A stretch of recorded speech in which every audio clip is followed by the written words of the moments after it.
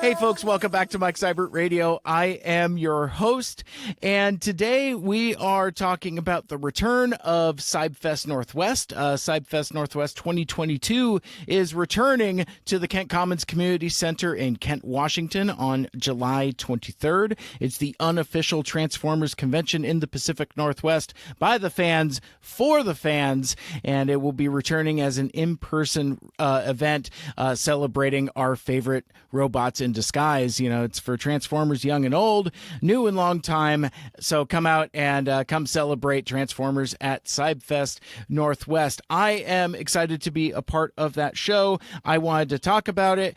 And oh, hey, here comes a new challenger. I'm just going to click on this real quick here. So I see Liz waving over there, and it's 7:46. So GTFO, scrub. No. Drag her. When I thought she was going to join us late, I was anticipating maybe a little later, but here we are. So we have got a full house. I got a screen full of friends over here. So members of the CybFest Northwest leadership team. I thought, I could tell you about the convention myself, but I thought it would be funner to discuss it with friends that have been part of this incredible convention experience for a really long time. So we're just going to go, I don't know, count. Oh, no. Counterclockwise. We'll just do some brief introductions, and then we'll talk about the show. Ben, why don't we start with you, and why don't you tell us a little bit about yourself and what you do at the CybFest? Well, I'm Ben. I've been basically running CybFest from the beginning. It was when Greg, who ran CybCon, decided to kind of retire that show. He brought me on and said, "Why don't you start your own show?" So I brought my friend Jason in, and who's not here. He's very shy, and then we started CybFest, and yeah, we wanted to continue the community that was built through CybCon. And keep that going, because we have made so many friends through this hobby, all of us. I mean, I didn't know Jamal or Liz before I was a Transformer fan and, doing the community Transformer stuff. And it was because of CybFest that I met Liz. Jamal, I think I knew a little bit before, a few years before that. So, I mean, it's just a fun time. Well, yeah, I mean, there's this community, pretty strong collector community in the Pacific Northwest that was kind of a thing because I've been a lifelong Transformers fan, and I didn't know that there was such a large and strong community until 3-4 years ago, which I still kick myself for. It's like, there were all these great friends here the whole time that I just wasn't in the right spot to connect with them. So I'm a good explanation to why there's no toys on the shelves for many times. Like, why aren't they getting new stuff? And it's like, it's because there's hundreds of other people in this area that all want the same stuff at the same place. Mm-hmm. So yeah, absolutely. But yeah, I mean, it's a really cool fandom here in the Pacific Northwest, and I think that CybFest is a celebration of that. Really cool times. But more on that in a sec. I'm gonna if I start telling too many stories, we'll never get anywhere. Liz, let's chat with you. What's going on with Whirl? Quite a few things. I've got this event coming up. You might have heard of it. It's called CybFest Northwest. But yeah, I do a whole bunch of extra stuff that is sort of like the non-collector side of the community is kind of my bag. So I do collect a little bit, but not quite as much as most of you. But my kind of side of things is talking with artists and getting more artists to come, and some of the social media stuff as well. Nice. Shockingly brief and concise. You've learned nothing from hanging out with me and doing broadcasts. Give it time. Yes, it's true. And Jamal, how are you doing tonight? I'm doing good. My name's Jamal. I am the dealer coordinator for CybFest. I am probably the most recent addition to the staff. Prior to that, I was a longtime volunteer and an attendee. And then even before that, I was a longtime attendee with CybCon. So I've been doing the convention thing for quite a long time. It's been a lot of fun doing it. It's nice to kind of be on the other side of it and just be able to help out and be able to give a little input and be able to help Ben and Jason and Liz make this thing happen. A lot of people that have come to the event I've known for quite a while. It's interesting because I've been pretty much a lifelong Transformer fan as well, and I didn't get plugged into the community until one of the other people in the community had convinced me to actually start posting on TFW. Okay. And like that happened, gosh, I started posting on TFW, I want to say towards the end of the Unicron trilogy.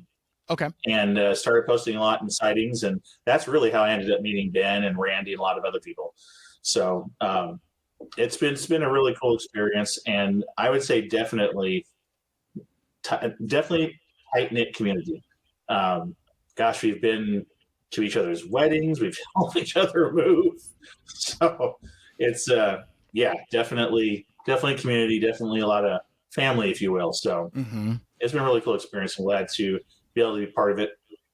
Awesome. Because I think one of the things that sets CybFest apart from some of the other Transformers fan conventions, both small and large, is that it's a family event. Like Jamal, you were talking about, it's like, all of us are family, all of us are friends and have been there. And that was one of the things that I was really struck by the very first CybFest I attended, which I think was 2018, and I was just struck by the amount of kids that were there. And I'm just like, whoa, this toy brand that's that's aimed at kids. There's actually kids here playing with the toys for the kids. Yeah. What a concept! It's crazy. But yeah, so that focus on family friendliness was something that I always appreciated about CybFest. But that being said, I guess let's kind of talk about where kind of somewhat the recent evolution of the show. Like, we're still in a pandemic, regardless of what folks say, and there's still precautions to be had and safety to be concerned with. But CybFest was one of the first shows that I can think of that really adapted to the changing landscape of the pandemic. Like there was what was it? Well, I guess it would have been 2020. I almost said 2019, but yeah, I mean, so like, there was that year where CybFest went completely virtual. And then there was last year where it was, lower capacity dealer room, kind of like slowly getting back, and so this year feels kind of like the not quite the we're back, but like the closest to that, while still being safe and cautious. So what I thought we would talk about before we get into the meat and potatoes of this year's CybFest, maybe let's just kind of talk about how the team, you guys have come together and have adapted to this changing landscape over the last 2 years. We're definitely rolling with the punches. Yeah. I mean, everybody's had to, evolve with everything's going on. I mean, it seemed like, especially in the beginning of the pandemic, there was always something new, the new mandates, new recommendations, it just kind of consistently shifted, all the time. And so we just kind of learned to kind of follow what was going on and then make our decisions accordingly. And I think, we just realized that, for the online thing, that was the only way we were going to be able to do it at all. And I think we found it to be a huge success. Liz, do you agree? Oh, definitely. You know how buildings up here in the Pacific Northwest are built so that if there's an earthquake, they'll shake with the earthquake and everything will be okay? That's kind of how we're building CybFest. We're like, okay, things are definitely going to change. We don't know when they're going to change. We don't know how they're going to change. We just need to be built so that we can shift with these changes. And I think that's worked out okay for us, especially this year. And at CybFest, we recommend getting underneath tables, for safety. Also legs, yeah. Yeah. Well, it is being held in a gym, so that does seem oddly appropriate. Yeah. Oh, yeah. Yeah. One of the things that I thought was really good too was that we were really cognizant about the mandates from like the Washington State mandates or public health mandates. We were really good about being aware of that and discussing it so that we could figure out the best way to adapt CybFest to follow those mandates, but still have it be welcoming and inviting for people to come. And I think that really helped out with last year, for example. Being the dealer coordinator, I was the one that's in charge of like figuring out the layout for CybFest. And so you might recall last year I had things a little bit more spaced out to accommodate for social distancing and stuff like that. And the difference this year is that now that the mandates aren't as strict, we really tried to kind of have more booths and more tables this year. But I still made a point of making sure there was room for people to move around. And one example of it not being 100% back to how it was prior to the pandemic is that we have the space for the children's play area, but we're not putting like a whole bunch of transformers there and stuff like that because we want to leave that open space for like if kids end up buying some stuff there, they do have a space to be able to go play with their choice. And people don't have to worry about kids sharing germs or sharing toys and passing things around. Something that maybe we can get back to in later years once we figure out the end of the pandemic, if that ever happens. But for now, that's kind of something that we still held off on. So we're trying to come back in different ways. But that was kind of the big thing that I wanted to try and do this year as a dealer coordinator was just try and fill the gym a little bit more, but still give people room to walk around and mingle and stuff like that. I gotcha. Well, and while we're here, I do want to remind folks that CybFest Northwest is July 23rd. It's at the Kent Commons Community Center here in Washington State in the lovely town of Kent. It's the unofficial Transformers convention here in the Pacific Northwest by the fans for the fans, and we're talking with some of the show organizers and the leadership team for CybFest Northwest, talking about the convention returning as an in-person event as we celebrate those robots in disguise. I do want to call attention to a couple things. One, obviously, it's July 23rd. The hours are from 11 a.m. to 5 p.m. The registration deadline for attendees has been extended to July 16th. So that's part of the reason why we're getting together now and talking about it, so that with the idea that more folks have more opportunity to pre-register for the event. The advantage of pre-registering is you get early entry to the show. You get it an hour earlier at 10, as opposed to the general admission folks that will be rolling in at 11. And if you've ever been to any kind of toy show, whether it's Transformers or not, if you have the opportunity to get in early, that is an opportunity you want to take. So pre-registering is very easy. You go to CybFestNW.com and click on the pre-register window and go through the process. So registration will be open through July 16th. After that, though, you got to come in as general admission. And I do want to remind you also that dealer tables are already sold out. So like we're already talking about, it is going to be a packed room, so you don't want to miss out on some of those good deals. And so actually, I'd like to turn the conversation back to Jamal for a sec, and I'd like to, so as the dealer coordinator, maybe let's talk about. Let's say I have never been to CybFest before, and I don't know anything about that. We're talking about like going to like a community common center, and we keep talking about like the gym. Paint a picture for us that have never been to CybFest before. What new fans that are just joining us here for this live stream or listening to the podcast, what they might be in for. Let's talk about kind of like the vibe of what CybFest is, and then we'll start talking about individual dealers and other cool stuff. Well, one of the things about CybFest is that Ben and Jason have done a really good job of trying to make it more than just a toy show. But the funny thing about it is that at the end of the day, the dealer room always ends up being the biggest attraction. That always ends up being the biggest reason for people to come. They want to find some deals. They want to try and score some figures that they have been looking for. Maybe they don't want to pay eBay prices for them, perhaps. So it still remains kind of being the biggest attraction. And I think for somebody who's coming to CybFest the first time, the really cool thing about it is that when you come in that dealer room, I mean, we're all at that age where we would go to Toys R Us and we'd be able to see aisles of toys and stuff like that. But for the dealer room, it's kind of like walking in and just tables and tables and tables of Transformers.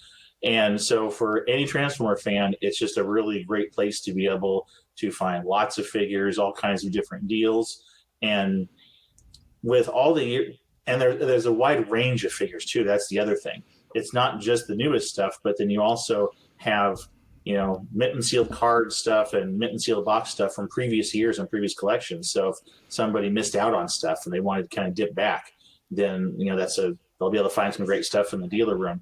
And since I came on board, one of the things that was probably kind of more my trademark was I got a little bit creative, and I had, I think before I became the dealer coordinator, I think most of the tables were like single table booths. And so it was kind of like single table booths, but a lot of them. And I had come up with the idea of, well, what if we kind of put some larger booths in there so that people that had more stuff had more room? And as near as I can tell, that's been working out quite successfully. So that's kind of something that I'm really glad that I was able to suggest and that we were able to implement because, and correct me if I'm wrong, Ben, but I kind of feel like we probably have gotten some vendors that we wouldn't have been able to get before because we had bigger booths to be able to sell versus just everybody being on a single table. Well, we have accommodated some of the bigger dealers by letting them buy multiple tables. Okay. But to have it set up ahead of time where they can just go, I know I want a larger space, so I'm just going to get this bigger table section and have it already kind of explained what it was going to be shaped like, stuff like that. And we always had like the corner tables, but the idea of having kind of multiple tier stuff has always been very helpful for dealers and stuff. So, Gotcha. And it's such a wide variety of stuff too, especially with us having the artists in there. Because that's the other thing about it too is as much as I like collecting Transformers, for example, some of the artwork that you can get is really cool. I mean, the year we had David K, I was able to get a print that I probably wouldn't be able to walk in any store and buy and get his autograph on it. Just a lot of cool different stuff. I got some great stickers from Ashley, who was one of our vendors last year, and I hear she's got some very cool stuff for this year.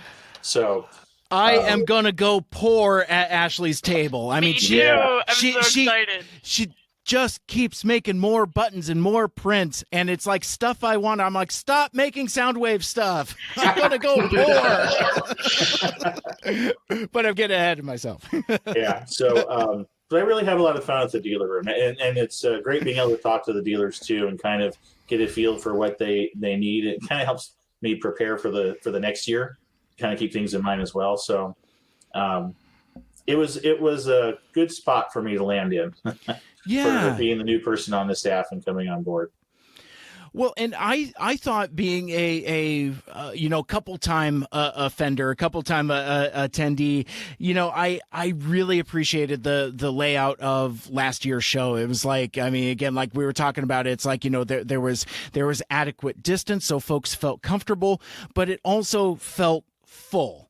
It's like it was bigger than I was expecting. To be honest, I was really pleased with just the way it was set up. So, with that being said, let's kind of talk about how the setup is this year. So, like, I had just mentioned that all of the dealer tables are sold out, and we know with safety concerns still being in place.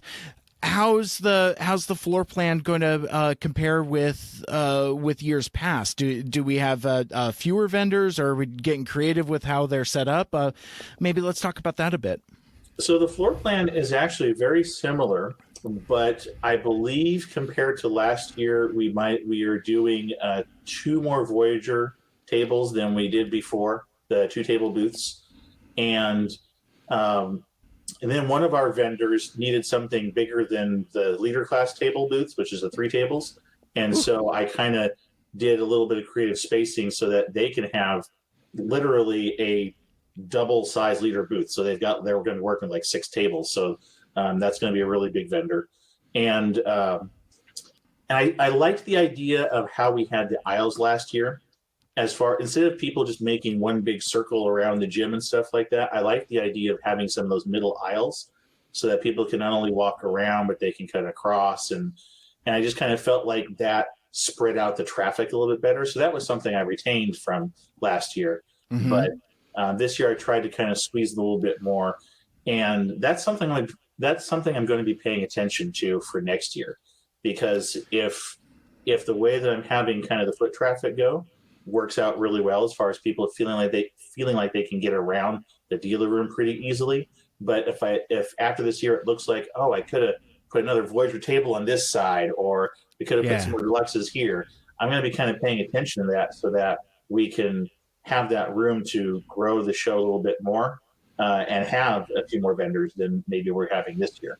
So gotcha. I'm hoping everybody will like it. I'm hoping they'll feel like they can still move around, but I'm hoping they also feel like, wow, there's a lot of stuff here, a lot of vendors to be able to check out and see. So very cool, very exciting, and the reason why I wanted to go so deep into this is just to kind of show the care and consideration that the CybFest Northwest staff goes into planning this stuff. It's not like just, oh, okay, well, we're back in the gym and we're just going to throw up a bunch of tables and just whatever, hope for the best. It's like, no, there's always been a conscientious effort towards care and concern. So I just kind of wanted to spotlight that.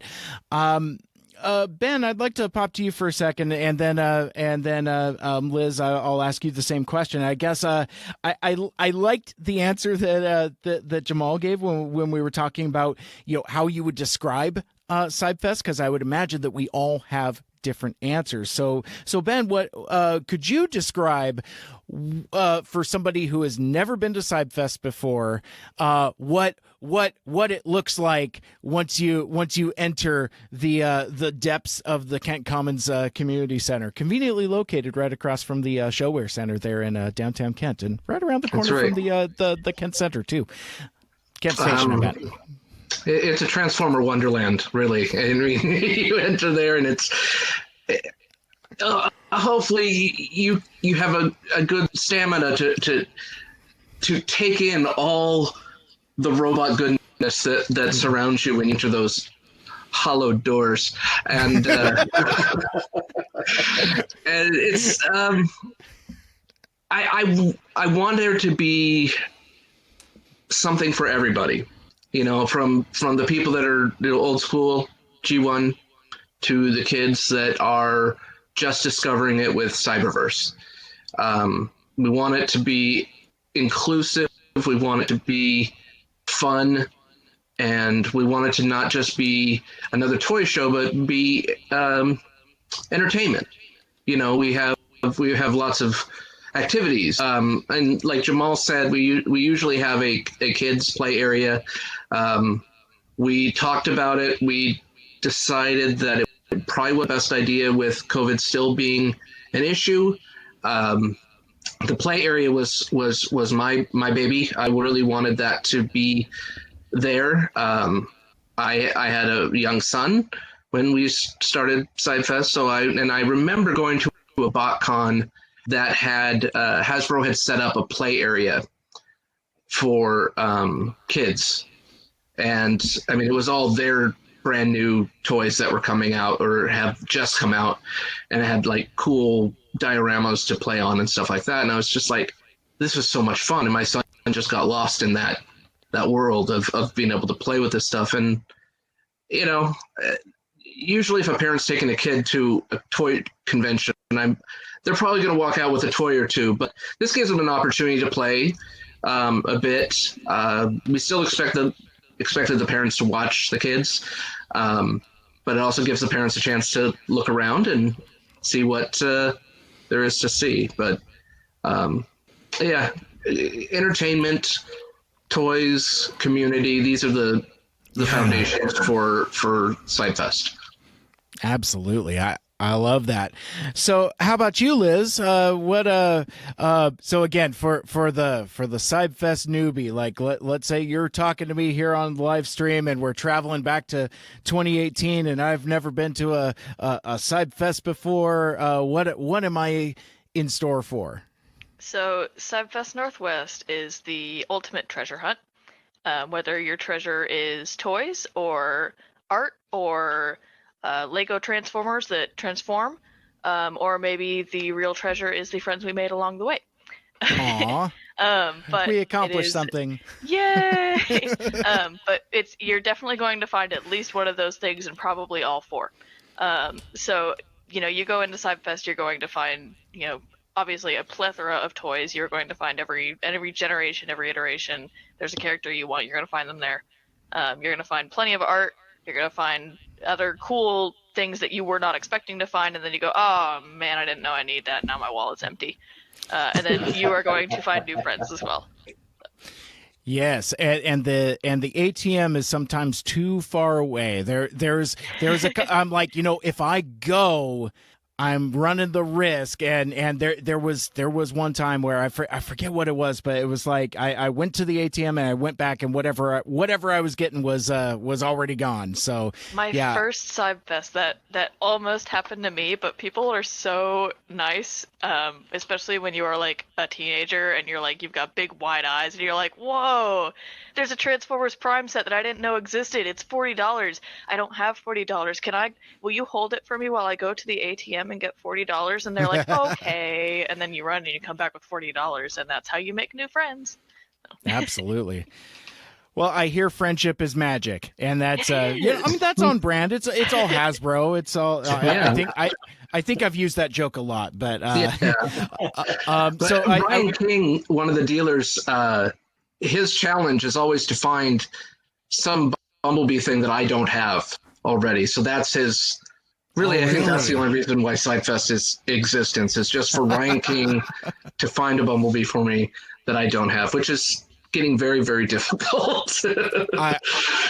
I would imagine. Well, and our good buddy Ryan does have some. He seems to be able to find these very obscure, hard to find artifacts. It's like his collection has like transcended just like regular toys. He's like, yeah, toys, whatever. Yeah, give me like the toothbrushes and the two-way walkie-talkies and like all of the party plates and like I went to his table. I think it was last year. He's like, here, have some napkins, have some party plates. I still have them, and they're very, very cool. The plastic wrap has gotten a little sticky and a little supple, but you would imagine that after 30 plus years. He's like a historian, with this stuff, and he's been buying up a lot of like, I think, scripts and storyboards and stuff like that whenever he can. But he's like an archivist for Transformers. Huh? What's that? I said, was that an intentional segue? Absolutely not. I don't do anything intentionally. Suspicious. No, I really don't. Sus. You give me far too much credit. Yeah. Well, and Sus. Ryan's actually a really good example of one of our vendors that has always brought some really unique toys, Transformer toys to sell. I mean, I think last year he had like figures from Beast Wars the Second and Beast Wars Neo. I mean, all Japanese exclusive stuff. And that's not something that you can see a whole bunch of different figures from that series on a table in one shot. So, Or like betting. Yeah, exactly. Yeah. The sheets and stuff. Yeah, no. Plates or napkins.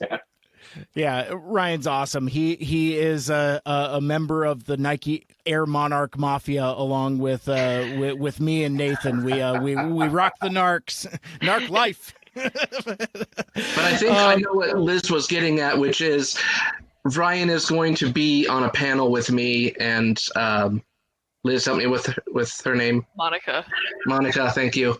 Yeah. And we're talking about like kind of weird, obscure Transformer things. So it's going to be a super cool panel.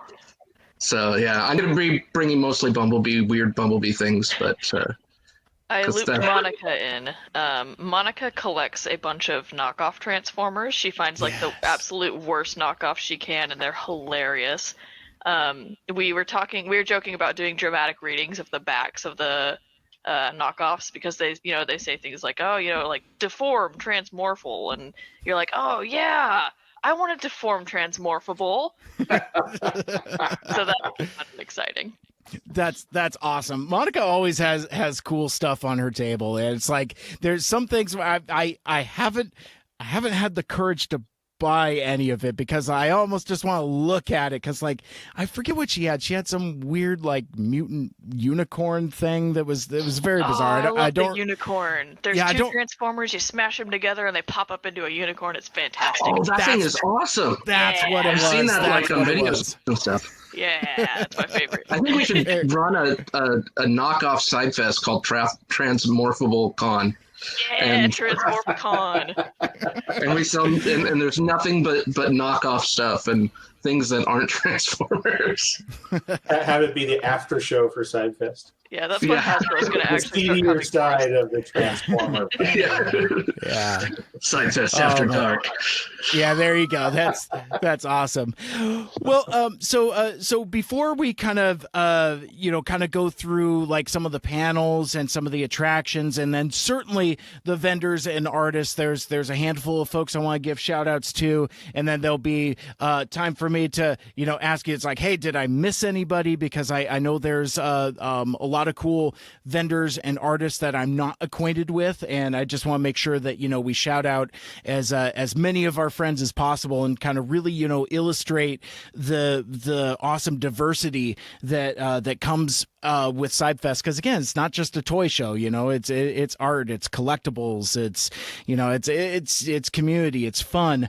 But before we do too much more of that, I saw my buddy George Soroy is hanging out in the chat. He says hello everybody, so we'll give George a wave. And I will remind folks that we are here live. It's a live stream, and we're on like pretty much every panel. I saw that the CybFest accounts tossed me some retweets and some shares. Thumbs up. Thank you much. And so it's if you have a question or something you would like us to address while we're here about CybFest or about Transformers topics in general, that'll give us something to dip in and out of. That way it's less of a advertisement, but it's totally an advertisement because please come to CybFest because it's fun and it rules. And anyway, so yeah, don't be shy. Like whatever platform you're watching on, feel free and jump into those comments and interact with us. And again, It's CybFest Northwest. It's a celebration for Transformers fans, young and old, new and long time.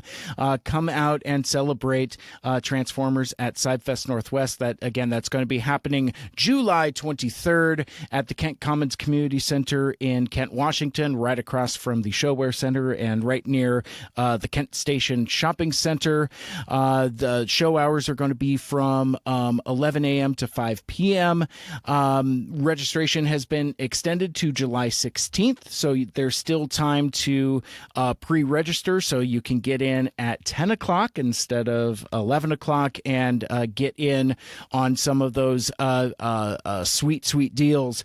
I also want to let folks know admission to CybFest Northwest is $10 for adults. That includes children ages 13 and up, $5 for the kiddos 5 to 12, and kids 0 to 4 get in free. And then there's a special family rate, $25 for 2 adults and 2 to 5 children. And actually, since I had the organization team here, I read that straight from the website. So $25 for 2 adults and 2 to 5 children. So I can bring 5 children and 2 adults and get in for 25. Is that how that works?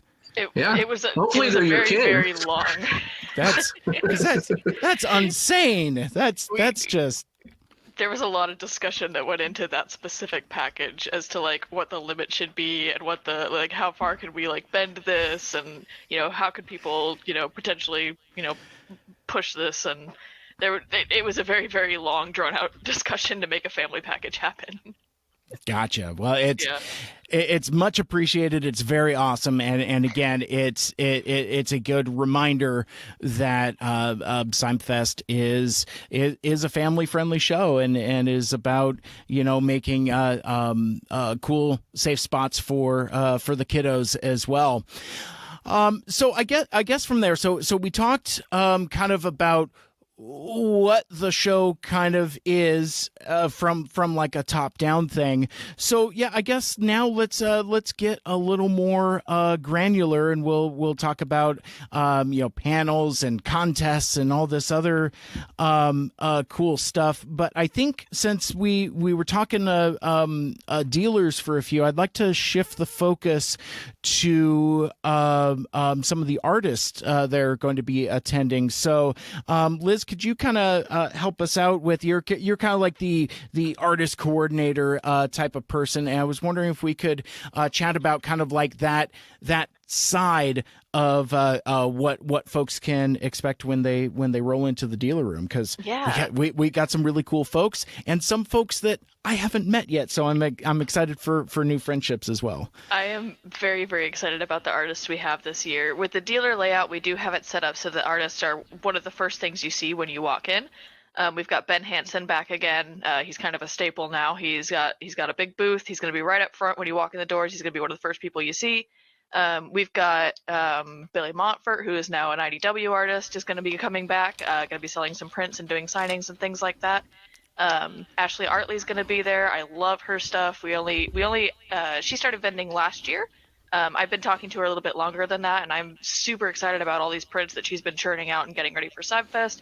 I am a sticker person. You guys can't see it, but my whole desk is sticker bombed. You can kind of see it a little bit. So I am very pumped about many stickers from Ashley. And then we've also got Yumi's coming back. Yumi's been at CybFest, I think, pretty much every year. She was one of the people who got me a little bit more excited when I came into CybFest, because when I first walked into CybFest, I was really into Transformers, but I wasn't really into the toy side of things.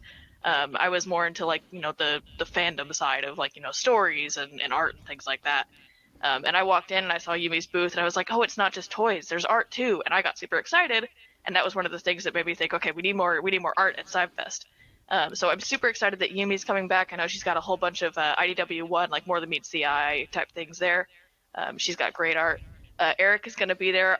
Eric's art style is amazing.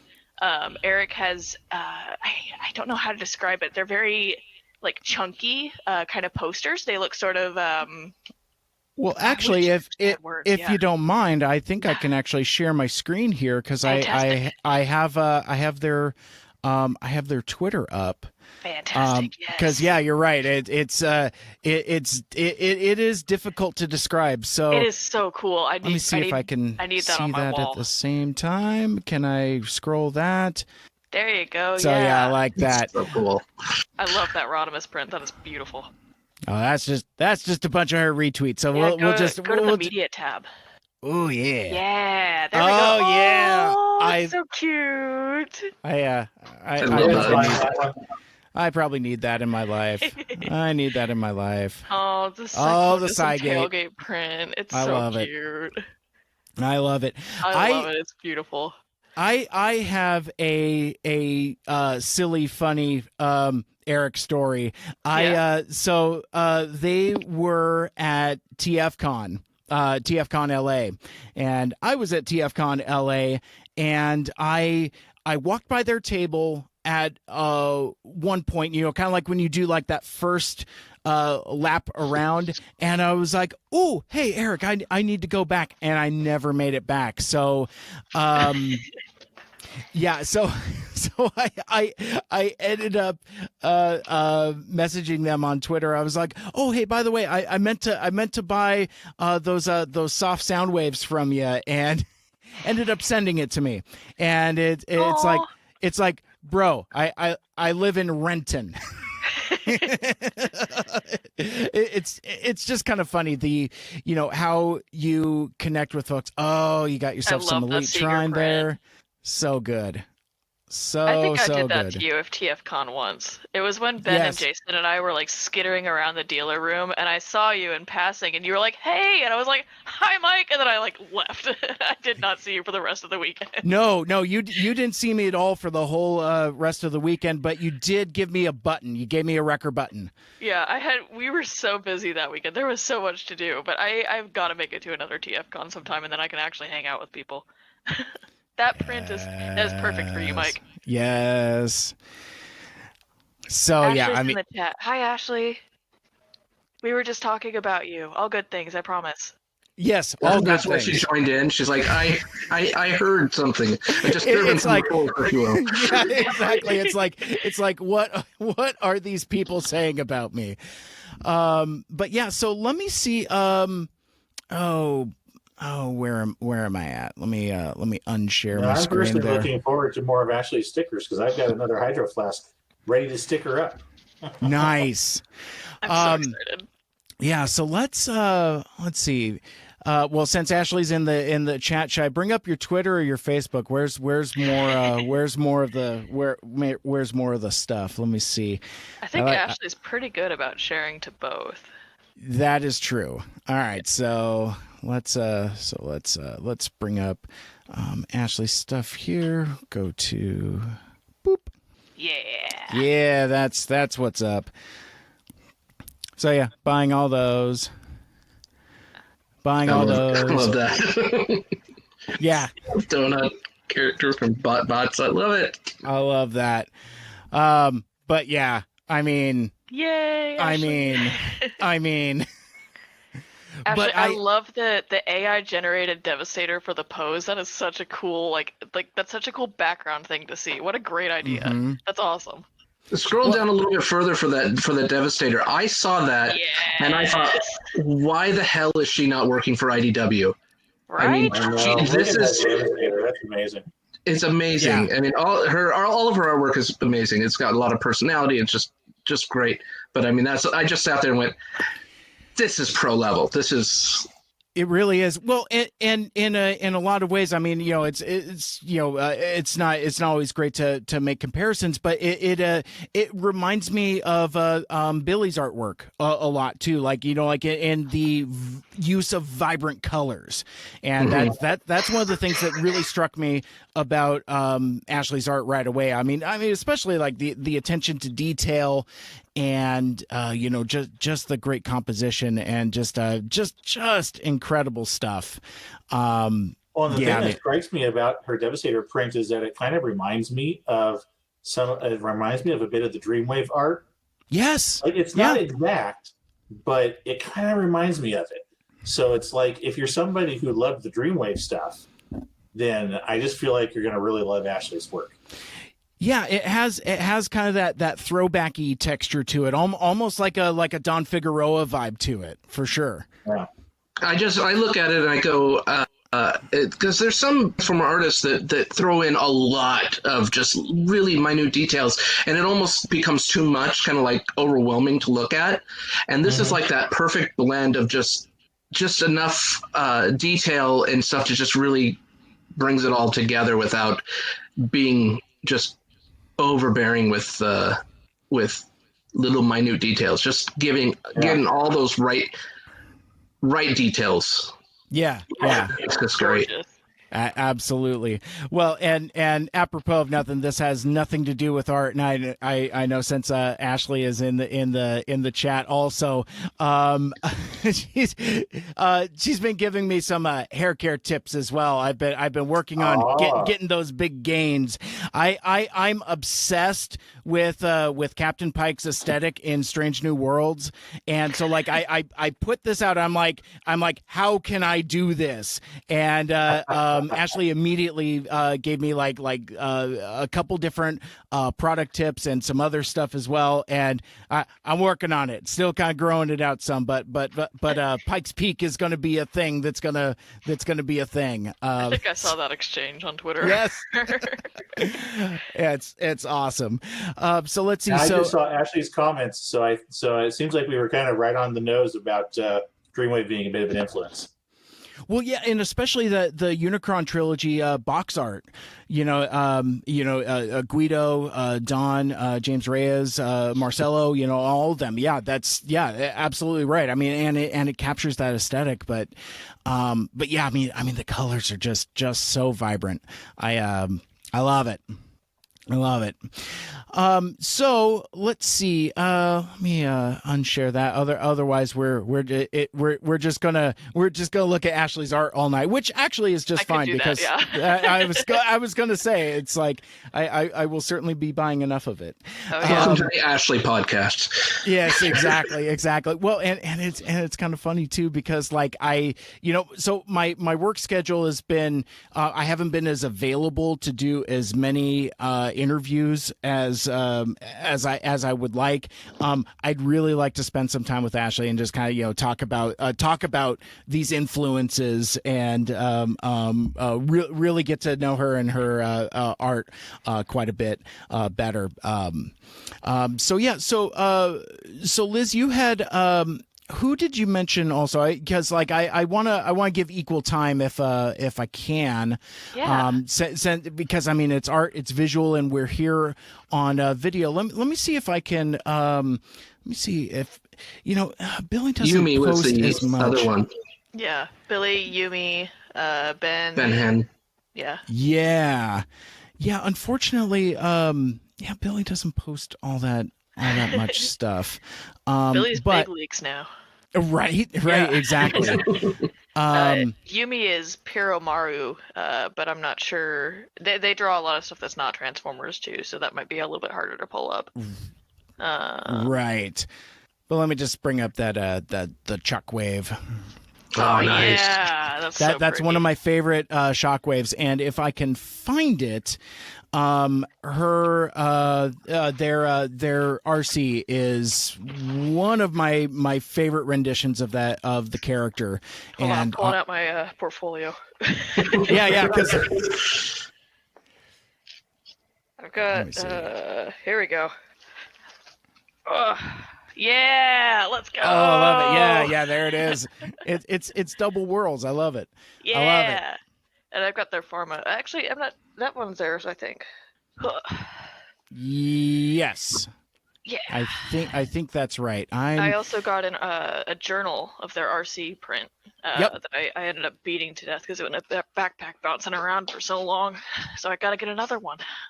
Oh, here we go. All right, I got it. I went to the Redbubble page. I figured it out. Here we go.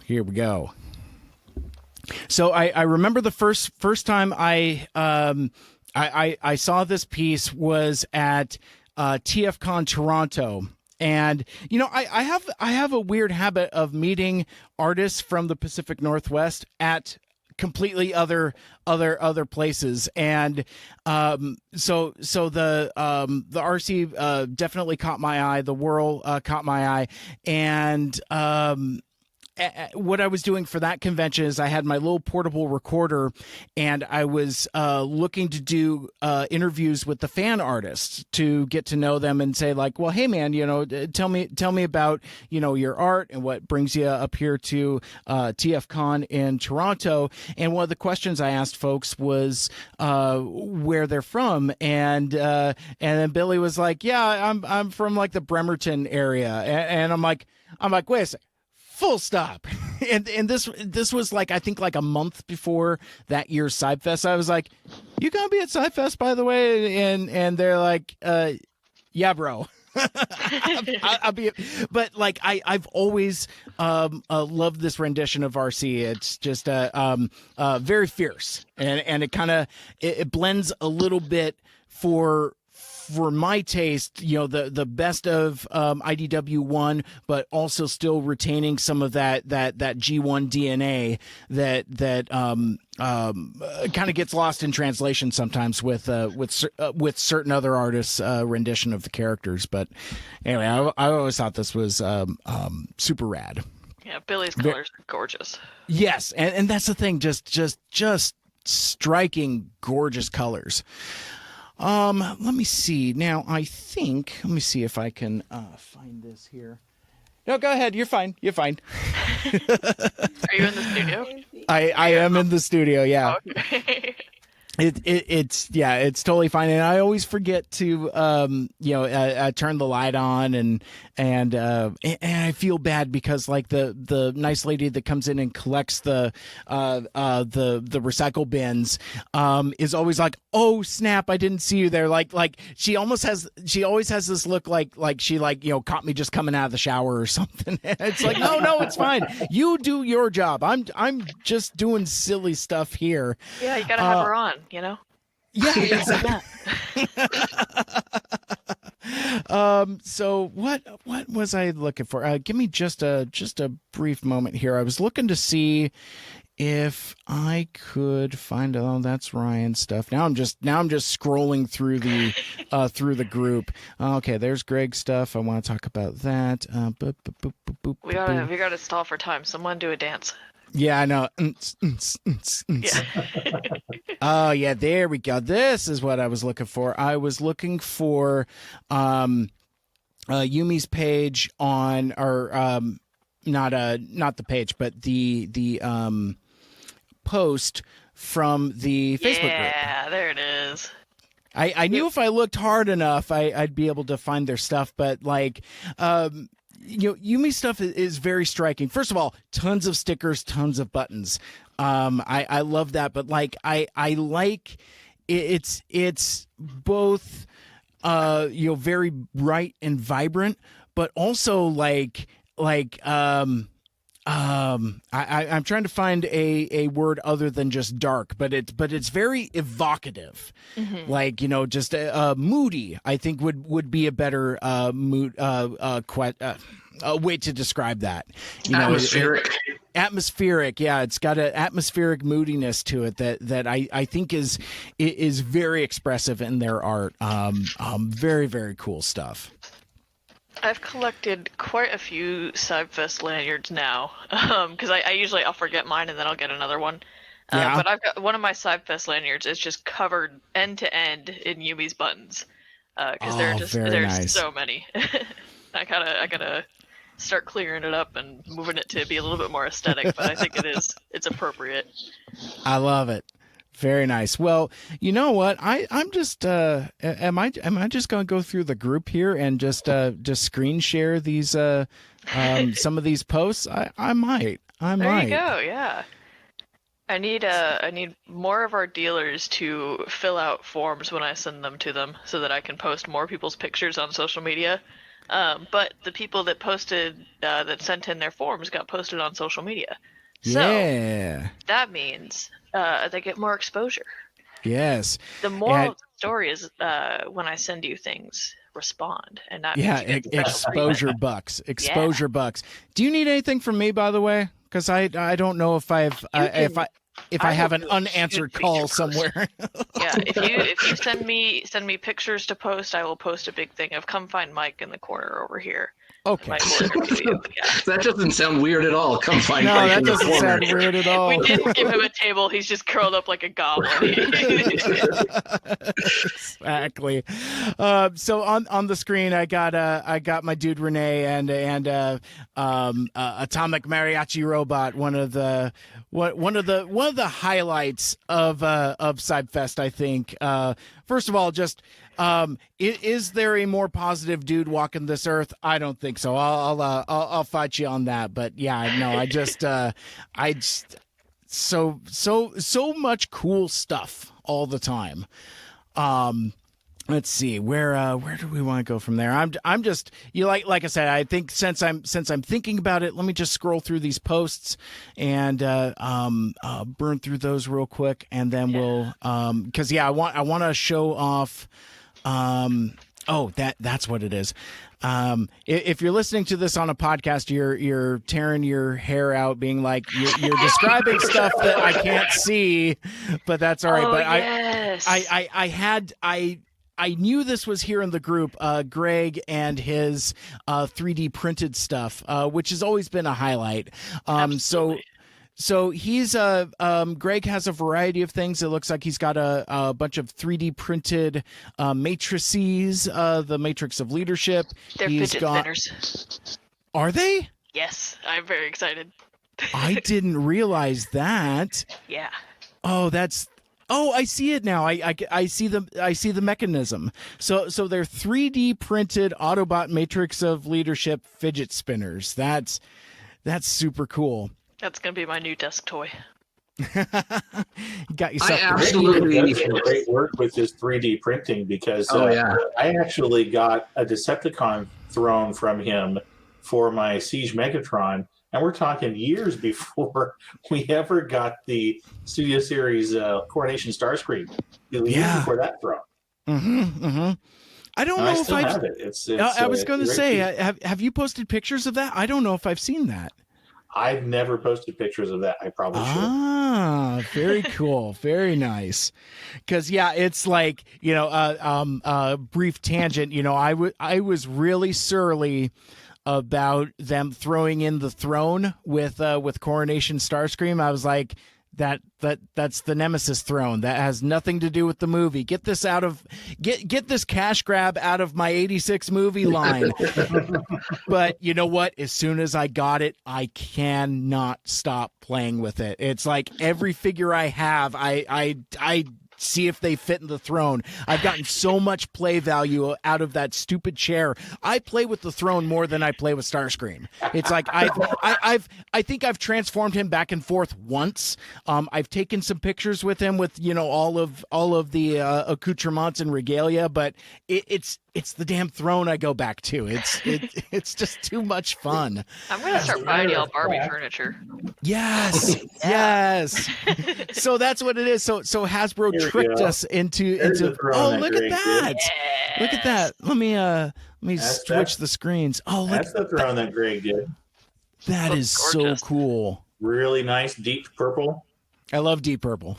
Yeah, but no, it was pretty cool because I had to measure my Megatron for him to be able to kind of customize it, and I hadn't quite got the measurements right the first time, and it was a little bit lighter shade of a purple. So when he redid it for me, he made it darker. Nice. And it's a really nice piece. Well, and it's got a nice heft to it too. Completely solid. Wow. It's not like it's hollow on the inside. I think and it might be hollow, and it just might be some additional printing for the underside. But it doesn't feel hollow. That's the thing. Mm-hmm. It doesn't feel hollow. So whether It's it is sturdy. or not, Phil, it's sturdy. a fantastic piece. Yeah. It's a fantastic piece. I love the fact that Greg is a part of CybFest because he started CybCon I think 2000. I Maybe want to say 1999? 2003, I think you said. Was it 2003? Okay, 2000. Okay, I thought it was a little earlier than that.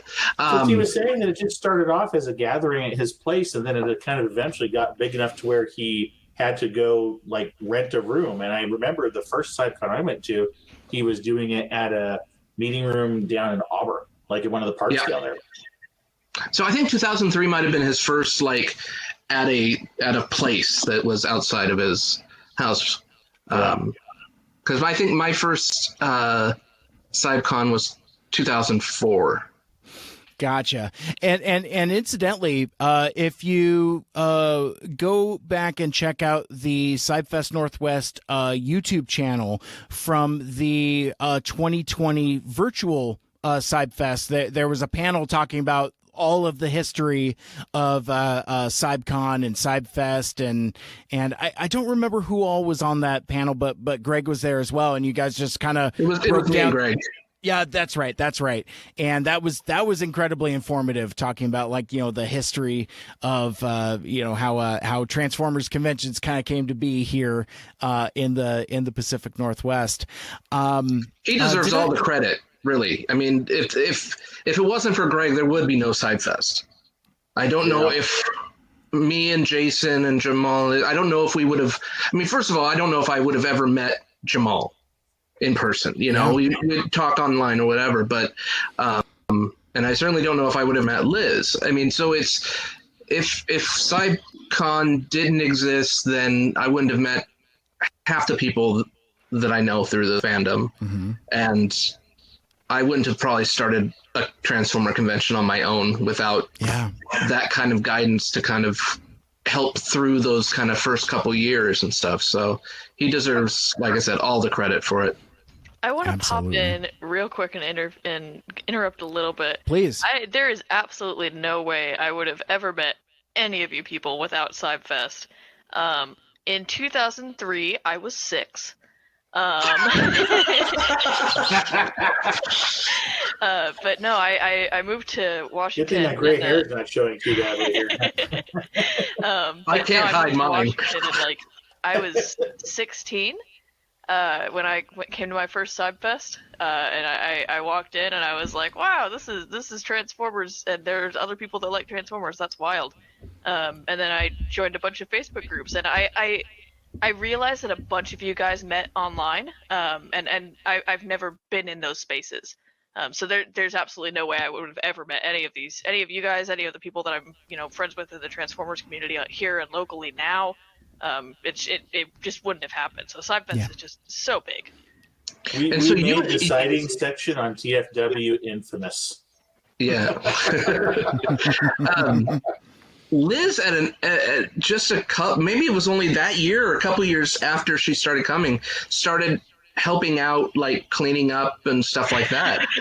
I butted my head in and I just started doing stuff without asking. Jumped first, in. So. That's right. I remember that. It was just it was amazing, and so she got put on the radar really quick by just being willing to do just like anything to help out, and it was awesome. So she was like my phone in hand and my Starbucks in my other, and I said, "Have you guys ever used Twitter?" And they said no. Well, and it's funny because I remember that because like when I met Ben prior to 2018, maybe it was late 17, I don't remember anymore, but like it was one of those things like where I had heard about CybFest from my buddy Nick, who's he doesn't pop up his face too terribly much, but he's always like, hey Mike, you should go chat with this person. Hey, did you know that there's a Transformers convention? You should go chat with them. While not necessarily participating in the community himself, but yeah. So I was like, well, the show is really cool, but I'd like to, share some tweets or whatever. Oh, there's no tweets to share. Okay. All right. I see what we're dealing with here. It's fine. I'm terrible with social media stuff. I don't post them on my Facebook thing. I don't know. I'm very shy in that. I mean, I'm out here talking about CybFest and stuff like that, but in general, I'm just like, I have a hard time promoting myself and promoting the things that I do. except for I like think some. kind of what really helps make CybFest successful too is just the mix of us that are on the organizers team, because like Ben and Jason have been doing it for a while, so they have that history of knowing what works and what doesn't work and whatnot. And then, with Liz's skill of social media and stuff like that, there's a lot of things she brought to the table that we probably weren't doing. And, with all the years volunteering that I did, it really kind of fits in my wheelhouse of being a dealer coordinator, because then I'm talking to the same people that I was volunteering and helping out with in the first place. And so it kind of gives that connection or that bridge between attendees and dealers and the organizers for the role that I do. So I think if it wasn't for Liz, I'd still be on MySpace. I mean, that's she's truly brought a lot of influence to my life. Well, and there's one other positive about CybFest too that I don't think was mentioned. I mean, think about all the people that have a chance to go to a Transformers convention and a Transformers show that have never been because they can't afford to go to BotCon. Yeah. Or TFCon. Or they can't afford to go to TFCon. Because if it wasn't for CybCon and CybFest, I wouldn't have been able to go to a Transformers show. I've never been able to go to BotCon. Yeah. So, I mean, that's the other thing that's really great about the show, aside from just the family friendliness and everything that we do. It's the fact that you have something local you can go to, that you don't have to buy a $700 plane ticket and hotel accommodations and this and that. You can go for a day and have fun and still be able to go back home. Well, and focus all of your financial resources on buying stuff from folks. On the goodies. Yeah, Yes. I mean, all the stuff, all the dealers, all the vendors, all the artists, and so I know we kind of tangented all over the place, and I took us all over the road. Are there any particular vendors, artists, dealers that we want to shout out that we haven't yet? I have a list, so I'll let y'all go first. Oh, cool. Good. Lists are good. I've kind of shouted out the ones that really stand out to me. I mean, they're all great. Oh, yeah. They all have so many great things to buy, and so many of the dealers have been really great with my son coming in, at 8 years old, 9 years old, like handing them $2 and I'm like, oh yeah, that we'll sell you that for $2 or whatever, just so I mean, Jamal has more known on like all the different dealers that are around and that we have this year. We got a lot of good variety too, because for example, CY is going to be having a table set this year, and anybody who knows CY, he used to run Kicks up in Northgate, so he'll be having a table again. We got Amazing Heroes that's going to be there. And then we have some repeat vendors that'll be coming back. We got Ryan King will be coming back. And we also got Jay, who's going to be coming back. And Jay he always had a lot of Beast Wars and Machine Wars stuff and whatnot. So he brought some really good variety. And then also one of the people that did a lot of volunteering for us for CybFest for years, along with me, Ryan Neville, he's going to be having a booth as well. And then... gosh, who else? I'm trying to think of the layout in my head. Yeah. Peggy and Lee McCracken. Yeah, Peggy and Lee McCracken, they're going to be having a booth. That's special because they don't do that anymore. And there's even actually some vendors who are having booths because they know other people who have come to CybFest for many years. We have some vendors that are having booths because they know Peggy and Lee. So Dustin has a booth this year, right? Yes, and Dustin does have a booth this year as well. So yeah, a lot of, and these are all people who have been in the community a long time too. So it's gonna be a lot of variety of stuff, which will be nice. Yeah. I mean, you got Infinite Iterations and Records Junk Emporium collaborations. They hit me up on Facebook. Apparently, they're selling some Transformers, but they also have a large range of 3D printed Transformers accessories and thrones like Teletran 1, the Optimus Prime Deathbed, and licensed Transformers conversion upgrades from Lazy Optimus Prime Deathbed. I still need that for my universe. I need it. I need it for my alternate. I mean, like, ironically enough, though, the way the trailer is, it it actually kind of works. We gotta complained have about the how deathbed traumatic so that you was can to our position- childhood, and yet we want to recreate it. Yeah, you got to have the deathbed so you can position Perceptor and Cup and Blur and Ultra Magnus there. Have Perceptor in microscope mode. I fear the wound is fatal. Yeah. Well, and all of them, all of the characters in that room have come out in the current generations line. So, you know, it's like you got yourself a contemporary Ultra Magnus and a Cup and a Perceptor and a Hot Rod and an RC and a Springer. So, yeah, I might have to check that out. Get myself a deathbed so I can create that. I add it to my 86 movie shrine. Terrific. Well, and if you think about it for displays too, like the onset of all the 3D printing that people are doing and creating these different things like the deathbeds and thrones and all kinds of various stuff. I mean, Teletran 1, for example. Yeah. Like, we can do dioramas and scenes in our collections that 5-10 years ago we couldn't do. Like, we couldn't figure out how to do that. But now you've got people 3D printing all kinds of cool stuff. And so, you know, it's like when you see those Hasbro live streams and they're revealing figures and they talk about, can't wait to see what you guys do in your collections and whatnot. Yeah. You know, it's not just what Hasbro's putting out there, but it's what artists and fans who are doing the 3D printing and stuff like that are putting out there. It's a combination of all that. So, I mean, it's some really cool stuff to be able to get a lot of that 3D printed things and do some truly recreate scenes on your shelf. Absolutely. I think it's a lot of fun. Well, and we know that Hasbro's always watching. You know, like in terms of like what fans are doing with their stuff. Yeah, exactly. But you know, it's amazing how like fan feedback ends up feedback looping back into what they do. Cause like, you know, they don't always listen to us, but occasionally they do, and pay attention to how we're interacting with the product. Yeah. And if you've been a long-time collector, you'll notice too that if you look at how Hasbro listens now and how they listened even just 15 years ago in the infancy of the classics line, I mean, it's a pretty big difference. Yeah. It's a pretty huge difference, for sure. Absolutely. So Liz, you had mentioned you have a list. Would you like to go through your list, or do we want to move on? Where are you at? So we've covered most of them. There's one left that I do want to shout out because most of mine were artists, honestly. Sure, yeah, of course. But one of the first things I did when I joined the team, when we were planning for the next year, I went to Etsy and I scoured the Transformers tag and I scoured the Near Me tag. And I tried to line those categories up, and I wanted to reach out to people who might be interested in vending.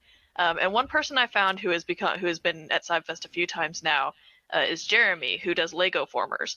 And I've got this little Lego Windblade that I got from him. I've got a Lego RC on my shelf, but she's all the way over there. And he's going to be here again. We put him kind of near the artists, but these are super cool. Number one, because you know they're Transformers. He was doing it before the Lego Optimus Prime came out, so he's the OG. Right.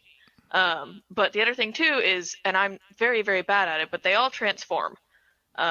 So yeah, I'll let the pictures show because the way I'm going to do it is terrible. Yeah. You don't have to take them apart to transform them either. They've got the hinges built in. They've got, you know, you don't have to unsnap things or reassemble things. They just transform like a Transformer does. And he's got, the ones I have got Woodblade and RC because those are the two characters I collect. But he's got Optimus, he's got Megatron, he's got Grimlock. I know he's got other ones. I do not know what they are. But his designs are just absolute feats of engineering that I cannot comprehend. So I'm very excited to see what he's got this year. He's also been to BrickCon too, displaying them as Lego. Yeah. So it's kind of cool to interact with him in two different fandoms. Yeah, I was going to say, I would imagine there's a lot of design stuff that he's doing, right, Liz? Yeah. He's coming up with the design. I cannot process it. My brain does not work that way. But it's so cool. Only when Hasbro was doing Creo could have found him, and that maybe Creo would have had a different fate. But I know a lot of the parts that he uses for his Lego creations are parts that have come out only in the last few years. So, which a lot of like rounded pieces and small hinges and stuff like that. So those are all, a lot of those pieces are fairly new, and therefore he's able to do these things now that he probably wouldn't have been able to do with the previous parts that were available. It is so cool. He's such a neat addition to CybFest. Yeah, it's very, very cool. So that's your list, Liz? Well, we covered all the artists, and Okay. that was most of my lists. I'm just making sure. The other person I had on there was Monica. And I'm biased because Monica's one of my good friends, but Yeah. she does have. We were talking earlier. She's got just ridiculous stuff that you wouldn't find anywhere else, like the unicorns. It's 2 race cars. You smash them together, and they pop up and they transform into a unicorn. And it's fantastic. She has a lot of what are my favorite Transformers knockoff line, because it is called Hot Soldiers. Yes.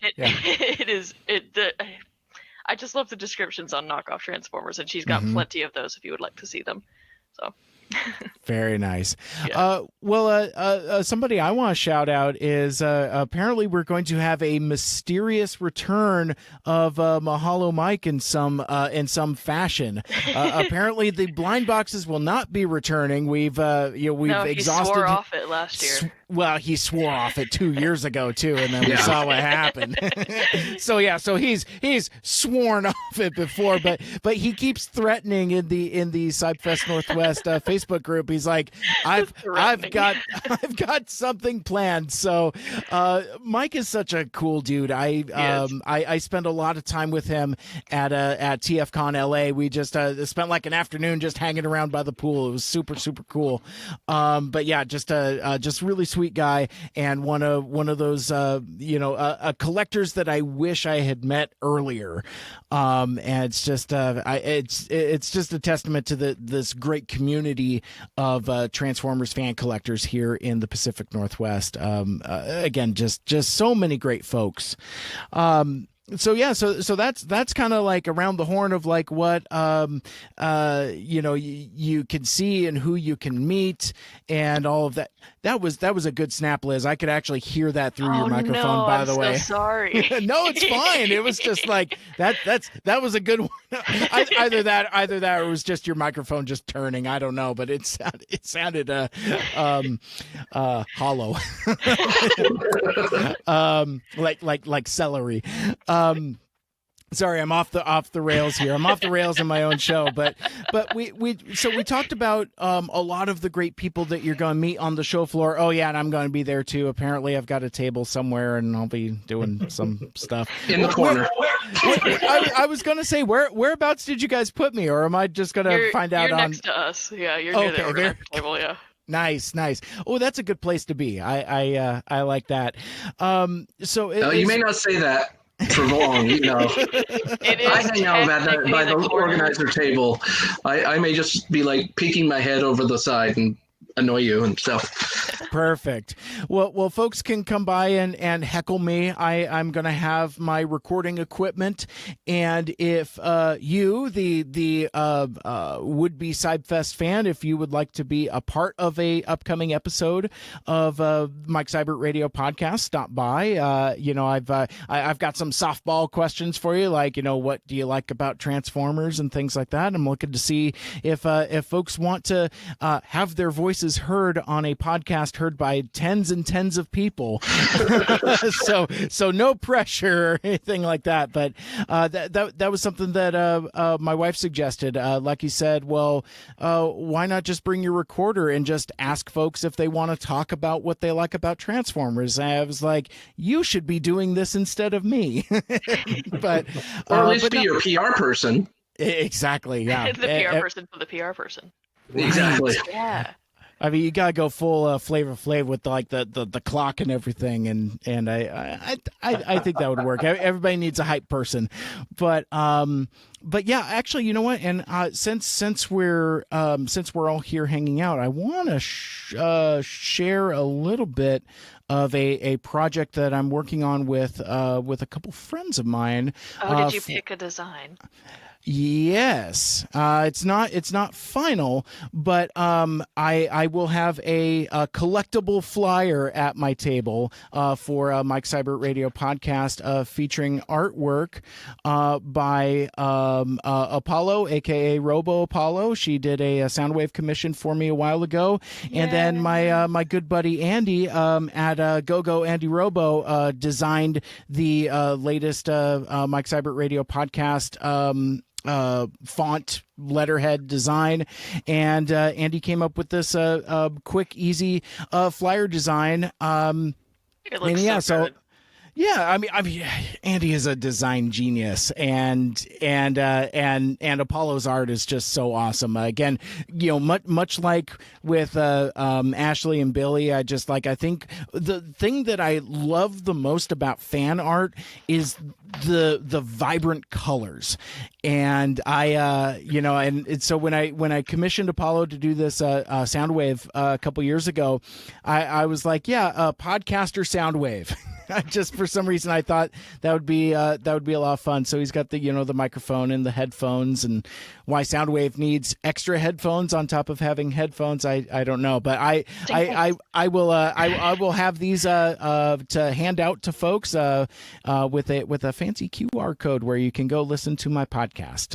So I wanted to show this off exclusively, a draft of the design that Andy's been working on. But yeah, I will have those at my table as well. So yeah, man, come hang out and do all that other fun stuff. Okay, so we talked about guests, we talked about dealers, we talked about artists. What's left? Panels. Yeah, so this is the return of panels to CybFest Northwest. So 2 years ago, during the Rona, we did virtual panels where it was like more panels than ever before, which I thought was really cool.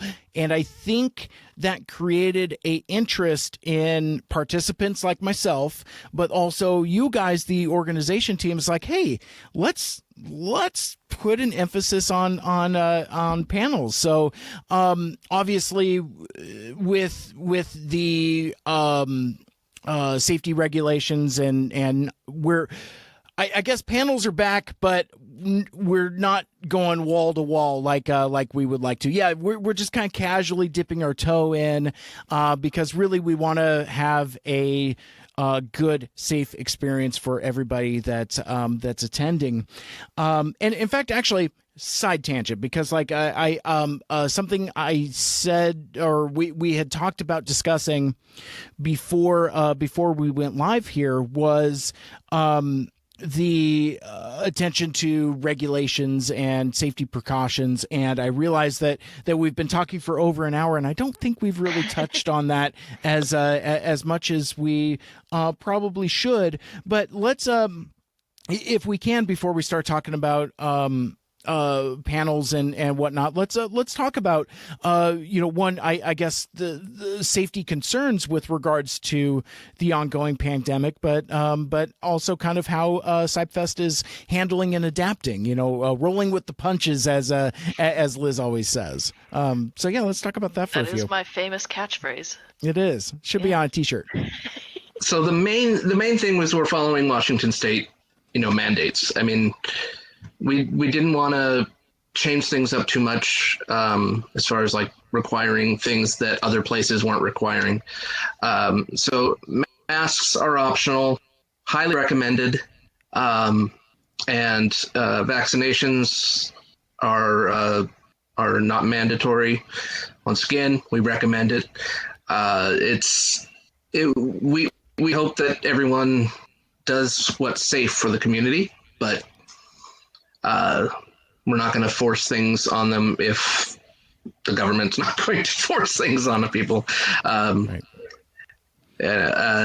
My wife, who has been a volunteer for many years, may or may not be there. She's had a recent transplant, and so now she's in the immunocompromised side of things, and so I'm going to be extra careful, and she may or may not be there helping out. She used to help out at the kids' play area, and she would, kind of watch the toys and she would do face painting and stuff like that. So those kind of fun things. So, but unfortunately, because the mandates are what they are, Blackie Shepherd, who was going to be one of our special guests, wasn't feeling comfortable enough with the state of things to come in person. So we're going to try to make it work via some sort of online component to it, and bring them in that way. So we respect anybody's decisions on this. I mean, it's best for everyone's own comfort and their own family's comfort and stuff. So that's extremely important. Absolutely. And sorry, Jamal, go ahead. Oh, I was just going to say, and I can speak to the layout part of it too. So with the layout, this year I tried to do a few more dealers than we had last year. So there's still some space so that people can feel comfortable with the space between vendors and the space to walk around. But at the same time, I still tried to kind of do things in a way that we could increase the vendors and have at least a few more vendors. So one of the things that I retained from the previous year that I felt really worked well and kind of helped break things up as far as the crowd and where people could walk is, you can still kind of do a circle around CybFest, but I kept the rows where you could cut across from one side of the gym to the other to give people just a little more room to walk around, a little more options on walking around. So hopefully that will help people kind of feel comfortable with any social distancing that they might prefer to do, while still being able to see plenty of vendors and still be able to get around CybFest pretty easily. So that's something that will probably be fine-tuned and adjusted over time as we get further through the pandemic and hopefully someday further away from the pandemic. Certainly. And one of the things that struck me and impressed me with last year's CybFest being, in lower capacity but still in person was that there was some rumblings about like, oh man, what are we going to do if like anti-maskers show up, or if there's going to be like any hassle or difficulty, and everybody was super cool. Everyone was, oh God, I was so nervous. Like that was my big anxiety going into in-person CybFest was outside of, the standard, like, it's COVID. But there was also like, are we going to have, people that are just causing problems to cause problems, but everyone was so respectful. Everyone was super understanding. I mean, even people who I'm friends with on Facebook, and they've been very, very vocal about, their personal opinions regarding this. They were super kind. They were super respectful. They said, this is what you guys are requiring. This is what I'm going to do. Everyone in this community is just amazing, and I love it. So, yeah. And I would imagine that would continue. I wouldn't be surprised if we didn't see like, some kind of like ratio split of like some folks wearing masks and other folks not. And I think not to drag us into any kind of political discussion that would get any of us into trouble, but like I think we're reaching the phase of this where it's very much about your own personal choices and your own personal safety. Like I'm immune compromised, so I can't make this choice. Or like I feel like the strain is too transmissible and I'm in a at-risk category, I can't go. Or like, hey man, I just don't want to get it, so I'm going to do what I can, and I'm going to mask up. I think we're going to see a lot of that spectrum. And again, I think we nailed it here. I think this community, for as much drama and friction as and other stuff that there is in the Transformers community, it seems like this seems to be the one thing that folks have really just kind of like it's cliche, but it does kind of have that feel of like we're all in this together, like we were saying 3 years ago that we all got tired of very, very quickly. But yeah, it feels very uniting in a lot of ways. So I'm excited to kind of see folks and to visit and for folks to feel safe. So that being said, like, you know, and I feel bad because like my buddy George Soroy asked like an hour ago in chat, what kind of panels are at Transformers conventions? And in my mind, I was like, okay, cool. That would be a good way to kind of loop back around to talk about some of the panels that we're going to be doing at CybFest. But I mean, is he asking in general, like other conventions, like what kind of panels happened at BotCon or TFCon, or? I think he is asking. It's kind of two pronged. I think he's asking specific because like so George. So he's a dude that I met a year ago, just over a year ago, and his story is kind of similar to mine in that, like, you know, he's been a lifelong fan of the franchise, is a huge big fan of the Transformers the movie. In fact, that's how he and I got connected, was through podcasting groups, actually. And like he posted something about doing something for the 35th anniversary of Transformers the movie. I'm like, oh, my friend, let's be friends. Do you like the Transformers the movie? I didn't know. It's all right. I mean, it's fine. I thought it was Challenge of the GoBots movie. I thought that was your jam. Well, I think maybe it's a little too soon to talk about Rock Lords. I think that's been that has been in. So we're not talking about the Rock Lords and their challenge. And I still don't even understand half of that. But that's all right. There is a version. I mean, you know, I don't have the emotional bandwidth to really steep in the muck, but there is a part of me sometimes that would really like to do like a TMZ trashy style Transformers podcast or YouTube channel where I'm just like talking about the hot bot goss and just talking about like all like the sleazy nasty stuff that seems to permeate this fandom. It was an eventful weekend for Transformers Twitter. I'll just kind of leave it there. I love your response to Rock Lords is I don't have the emotional capacity for this right now. You're like, I can't do this. I just can't.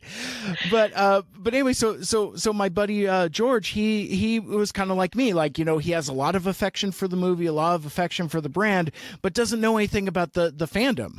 So his gateway into fandom was through me, which I was just like, buddy. but no, so he's you know, learning about Transformers conventions and kind of like the whole larger scene, and it's been kind of cool in a way to kind of see the same journey that I had like 3-4 years ago to see somebody else kind of on their journey as well. So very, very long story short, I think he's legit asking about some of the stuff that happens like at Transformers conventions, and then we can kind of talk about CybFest as well. You know, obviously there's like voice actor panels and toy panels, and I mean panels for anything. But yeah, I attended a lot of BotCon, so I can talk about some of the panels that they've had. Some of them which we'll never be able to have because they were put on by Hasbro themselves. You know, they would do their big toy reveal, which was probably the best panel of the weekend. Mm-hmm. And then they would have designer panels where they'd show like different recolor ideas that they've been thinking about, or ones that how they came to the conclusion they were going to come to. And of course, like you said, the voice actor panels, the IDW panel, if there's like a media, you know, whatever media is currently happening. I remember in 2008, the big reveal of Transformers Animated, and or maybe it was 2007, they revealed Animated. In 2008, you started to see some of the toys show up. Mm-hmm. But there was one of the first times they actually showed like the cartoon, little bits of the cartoon, and people were not sure about the designs. They saw it in an animated form. They got really excited. So yeah, it's really infectious. Like, what was the? I want to ask a history question, but like, what was the response to animated like before it came out? It was not liked. It was kind of heavily criticized, and the idea that they kind of like did this kind of hurricane transformation bothered a lot of fans. Yeah. But they had Derek Wyatt was on one of the creators, and he's a lifelong fan. So it was one of those things like, well, he's truly a fan. He's not like somebody who's like, I grew up with Transformers. He's like, no, he's really a fan. He brought in some really obscure characters from the history of Transformers into animated in just little cameo behind the scenes type stuff. So, so that's kind of the things that you can get at like an official Transformer convention, which no longer happens. But I think what kind of panels are at Transformers conventions is a question that like the CybFest organizer team has also been asking. Because when it comes to panels, I don't want to come across as unconfident, but we're still very much figuring out how panels are going to work for us. Yeah. And we've got what I'm really excited about the panels we have this year. I think they're very cool. I think they're going to be a lot of fun. I am very excited about the show and tell panel. I think that's going to be exciting. But these are not the panels that you'll see at other like conventions. Like this isn't something you're going to go to PAX and you're going to see this, or Emerald City and you're going to see this. And I've always been a fan of non-traditional panels. When I go to like Comic-Con and PAX, I bring a panel called the Cosplay Crunch Contest, which is more of a workshop than anything. And Mike, we've talked about that. Yeah. But the Collector Oddities panel I think is going to be a lot of fun. But when we get to it, I'm very excited to talk about the Collector Show and Tell. I think that's going to be exciting. Yeah, and real quick, so Ryan had sent me a message on Facebook. Also, he was saying I'll be a part of the Oddities panel and hope to get something to show that I guarantee no one has ever seen before in public. And he also wanted to. Yeah, so think about that. Because we talked Ryan King up quite a bit earlier, and he's got eclectic taste in terms of like obscure collectibles. We also mentioned that he's going to be selling off sealed and opened Beast Wars, including a lot of Beast Wars second stuff.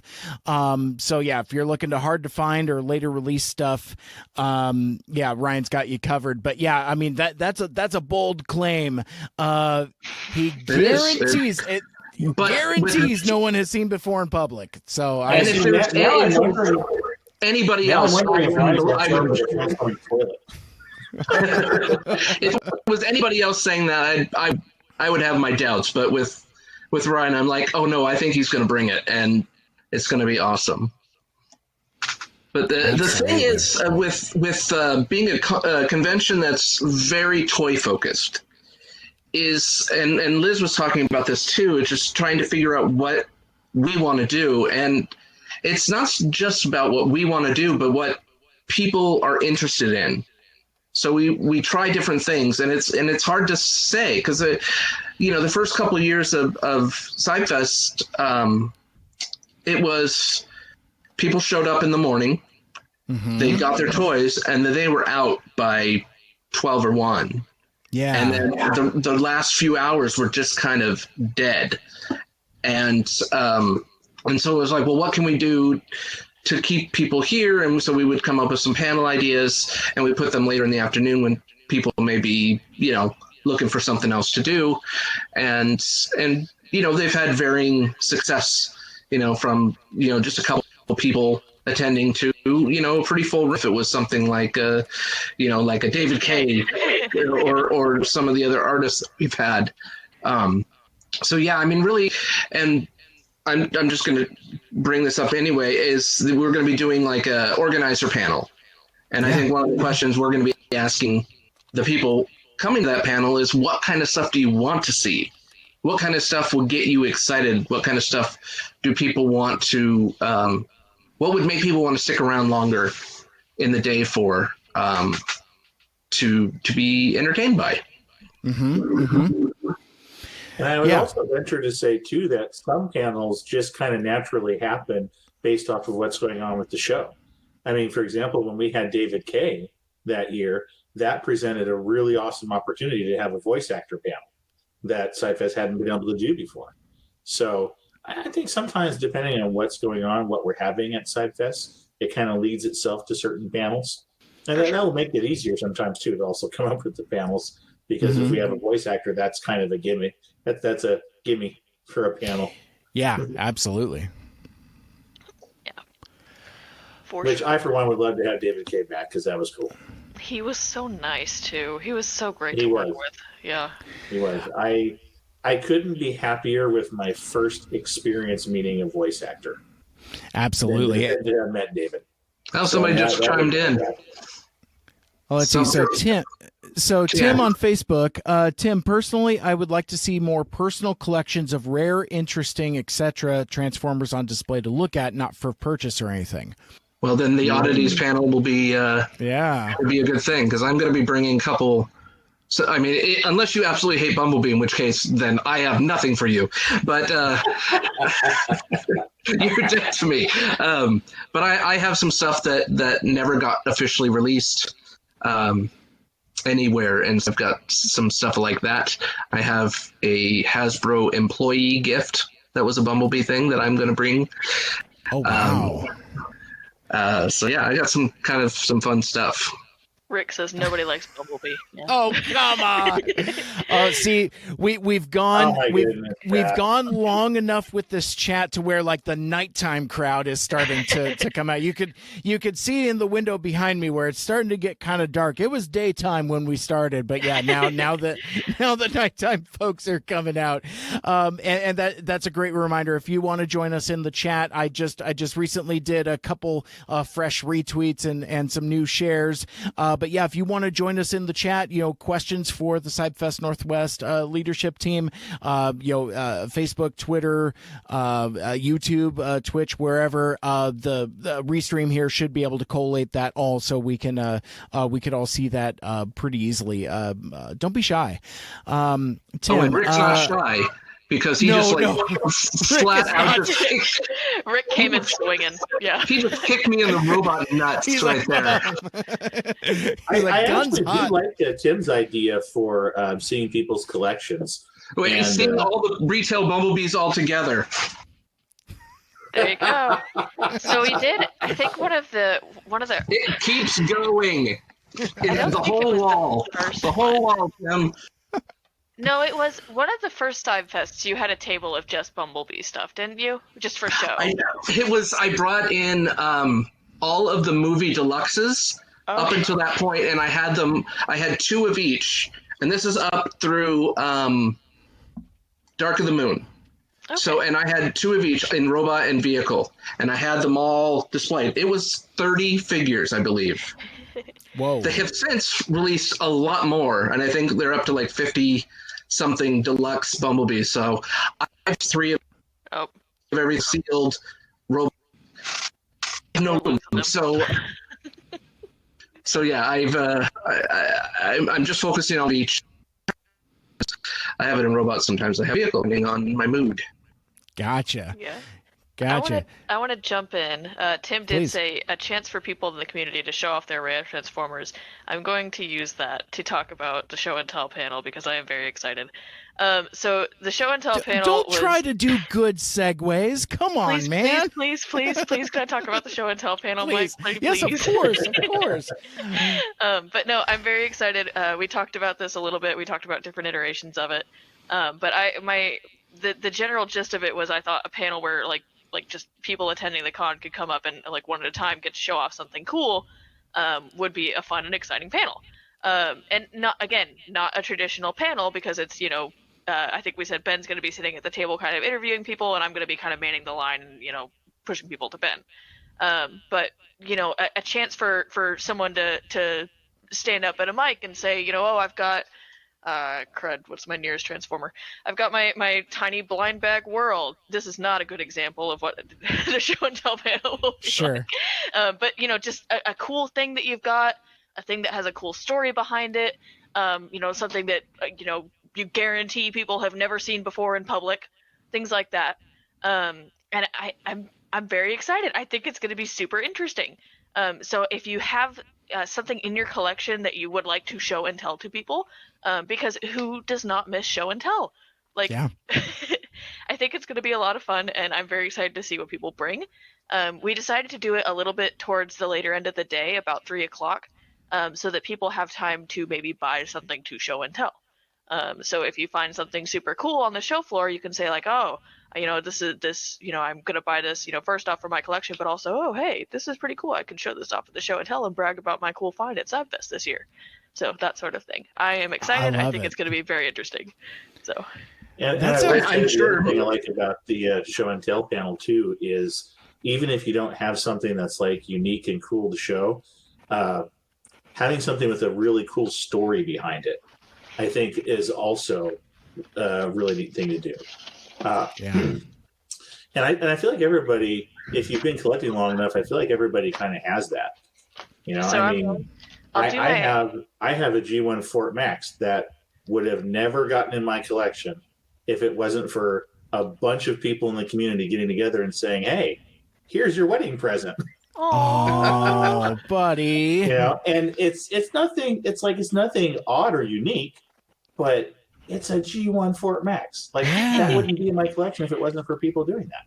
So, even if it's not a unique transformer, if it's something that has a really cool story behind it, I still think that's worth it for a show and tell too.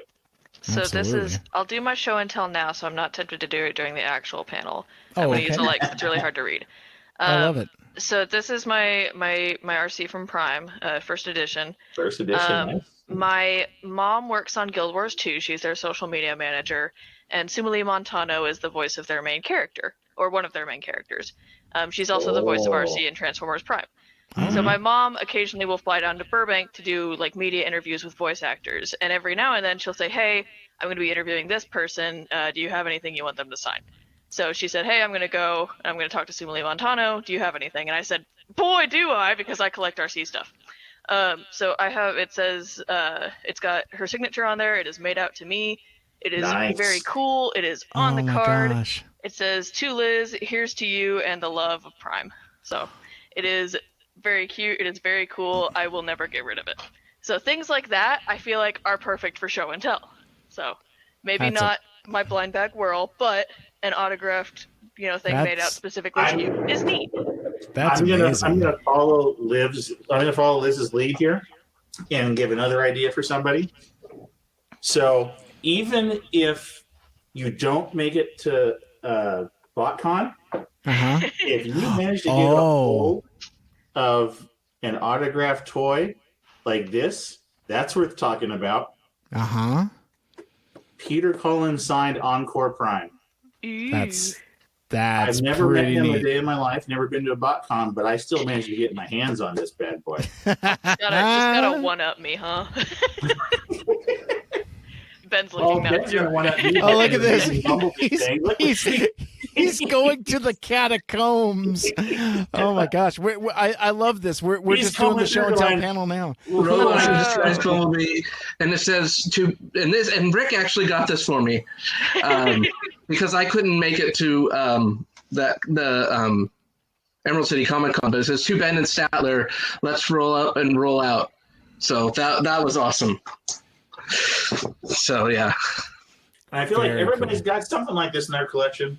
Mike, you're at work, aren't you? Yeah, I'm still at work.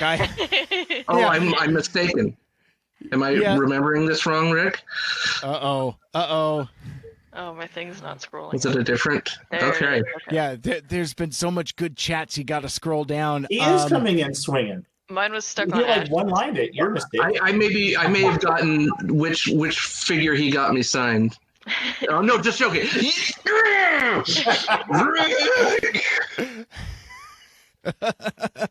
Well, and I also want to call out Ashley's back in the chat. I agree it would be fun to see just interesting collections of weird, rare toys on exhibition. Gotta check out the show and tell panel and see if any of my Star Screams are weird or obscure enough to be worth showing off. See, we sold a ticket. We sold a ticket to the show. Wait a sec, that's included with your con dealer, admission. Yeah. And, was like, I'm pretty sure Ashley was already coming. but even so, I think we did a pretty good job of hyping that up. That I think that's definitely going to be one of the highlights of the show as well. So I also want to talk about some of the other cool things that are happening at CybFest that I think are unique to CybFest that you don't see at, say, like a TFCon or some of the other fan conventions. And like, there's the art contest. You got a transforming contest. You got a trivia contest, and it was a delight to learn about all of those when I first got to know Ben. So from there, could you talk about some of the contests that are going to be happening? I'm going to speak to the trivia contest because the trivia contest is kind of what led me to where we are today. I would help out at CybCon for Greg, and I just said, "Hey, you've got a lot going on. Do you want me to take over the trivia contest?" And he had his questions already up and going, so I was able to just jump in and do it. And he was appreciative, and then was like, "Hey, would you mind doing this again next year?" And that's when I brought Jason on to help me with a visual component. And then we started kind of changing up the trivia game. We would take inspiration from different game shows and stuff like that, have different types of questions. And so once again, we're doing, trivia this year because that's always been the thing that Jason and I worked on together. And so it's going to be kind of like a Jeopardy type format, but it's teams. We like having teams because there's a few people in our community that have an unnatural knowledge of Transformers. And so they can answer any question from like, what's the 37th word that Optimus Prime said in the Sea Change episode? And they'll do it. It's weird. So it's going to be like the first round is going to be there's going to be 5 categories, teams of 5. Each person picks a category that they feel comfortable in. So it could either be a G1 category, a Beast Wars, and so on and so forth. There's 5 different ones. And then after that, then they pick who they think is going to be their top contender, and then they compete in a few more categories that are fewer less questions but are more challenging. So, and then whoever wins, whichever team wins, gets some money for the show. Money for the show? Yes. So one of the things we want to do, we've done doing like prizes and stuff like that. And we thought the best prize is money to spend in the dealer tables. One, it gets people the thing that they actually want. Giving them like a random figure that was a retail figure that they may already have 2 of or they didn't want at all is, not a great necessary incentive. So giving them some like $10-15 to spend in the dealer table gets, 1, them what they want, and 2, the money goes to the dealers, which means they make more money because they get these like show dollars, which we print up, and then they turn them back into us, and they get real money for that. It's great for the dealers. It's great for the people participating. We are stimulating the economy, but only specifically within the Kent Commons. That's right. Yes. In our own ecosystem. Yes, exactly. That's right. I love that. So one of the more unique things that I had never heard of this before, but there's 2 brackets. There's adults and then there's kids. We got to talk about the transforming contest. Transforming contest. That was definitely something that originated with Ben and Jason with CybFest, but the last couple of years... It goes back to CybCon. Oh, does it go back to CybCon? Oh, yeah. Oh. See, because I wasn't even participating in the transforming contest. Although, I 2004. I remember the figure that was the transforming contest. It was G2 Sideswipe. That was the figure. My son Dalen entered in one of the contests, and what transform figure he had to mess with? Movie Ironhide. Yeah, that wasn't easy at all. But he actually won. But so this year with the Transformer contest, yes, we've got a bracket for kids and a bracket for adults. Oh my goodness, Rick! Rick, he actually won G2 Sideswipe. 4.7 seconds Carter Robot for G2 Sideswipe. Nice. I like the 0.7. It's so specific. I know, right? Oh yeah, Greg would time people because he wanted. I think that was before he had two figures where it was a head-to-head competition. I think it was just one, and then you would just go and you would get timed and stuff. But that just shows how long Rick has been a part of this community too. And Greg is very specific. That's a status update. Right there. Oh, that's funny. So of course we can't talk about what the prizes are or what people will be transforming because we don't want anyone practicing. Correct. But we have appropriate transformers for the kids for what they're going to be transforming for the contest, and something that works for the adults. And I think we actually made some really good choices this year for what they're transforming and the prizes. And so I'm going to have a lot of fun with that. I hope plenty of people consider signing up for it because I think the prizes are worth it. But I might be being biased. It's always fun to try to figure out which figures we're going to use, and we had a list going, and then we would just kind of vote on a couple, and be like, well, I really think this one is a good option, and then we just kind of keep narrowing it down. So it's fun. So when we were planning this, when we planned the transforming contest, there's like this huge ongoing list of like potential candidates for the transforming contest. And when we're in a meeting we have like weekly planning meetings, and I bounce wildly between being like, come on guys, we got to bet on track. I want to go to bed. We have to hurry. And then like, we start planning the Transformers contest, and they're, big heated debate about which figure we should use, and I drop a one-step changer in the chat, and I'm like, let's do a one-step changer, and nobody thinks it's funny except for me, but I do it every time. So I am either keeping us on track, or I am wildly moving us off track and making things take longer. We did toy around with the idea of having 6 one-step changers that they had to do in order and have them all displayed, So we had talked about that, I think, a couple, like last year or the year before or something. It was I'm still in favor. Yeah, we just trying to think of like ways to kind of twist the concept a little bit. I think just leave it. Just plain one-step changer for everyone. No kid division, no adult division. Everyone gets the same one-step changer. Go. I spent way too much money on a one-step changer recently. Oh. They're super fun. They are. I like them, but I got my World one-step changer. $60 for a one-step is pretty high. Yeah, that's a bit much. That's a bit much. I don't know how to change the one-step changer. Where's the one step? It's a one step, and I don't know what it is. It's a helicopter. It somehow makes it into 3 steps. Yeah, right. Oh my gosh, that is too funny. So if you are just now joining us, we are talking about the return of CybFest Northwest. That is coming up on July 23rd at the Kent Commons Community Center in Kent, and the hours for the show are 11 a.m. to 5 p.m. Registration has been extended to July 16th, so you can get on that at cybfestnw.com.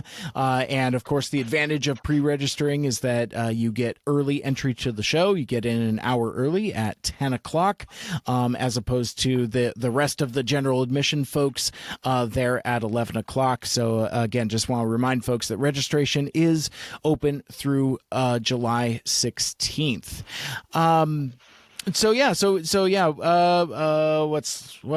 What's left? Oh, art contest. Do we want to talk about the art contest? Because I'm interested in light of recent events, and this might be a little like breaking news, workshopping stuff on a live stream as we go. But yeah, I thought we'd spend a couple minutes talking about the art contest here before we packed up. Yeah, So the art contest there's not a ton to talk about. It's not very different from your standard art contest. People can bring in art. The rules we came up with are it doesn't have to be made specifically for this show, but it should have been made this year. So, something fairly recent, not, something you've been milking for, several years.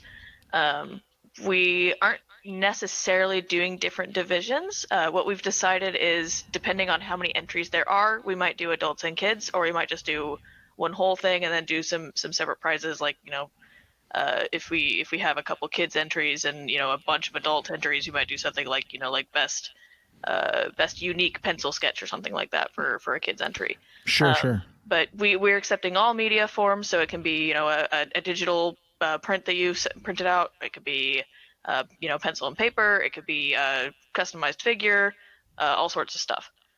So the awards will very much depend on what how many entries we have, because we're not sure if we're going to get a whole bunch of different entries or if we're just going to get a few. So it's kind of, we're going to wait and see, but I'm very excited to see what we get.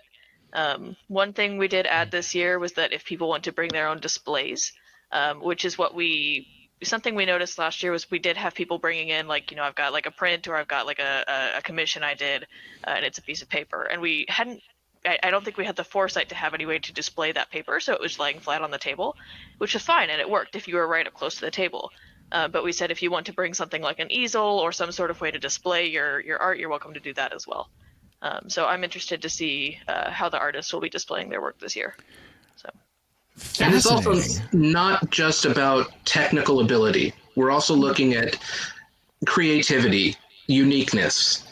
Is this just another figure or a character that's been done in the same pose, the same way, time and time again from different artists, or is it a completely different type of feel, or is it a completely different background or scenery, or so just seeing what people do that are different, and we kind of weigh that into our decisions on who wins prizes. So okay, yeah, the criteria given was craftsmanship, originality, and polish.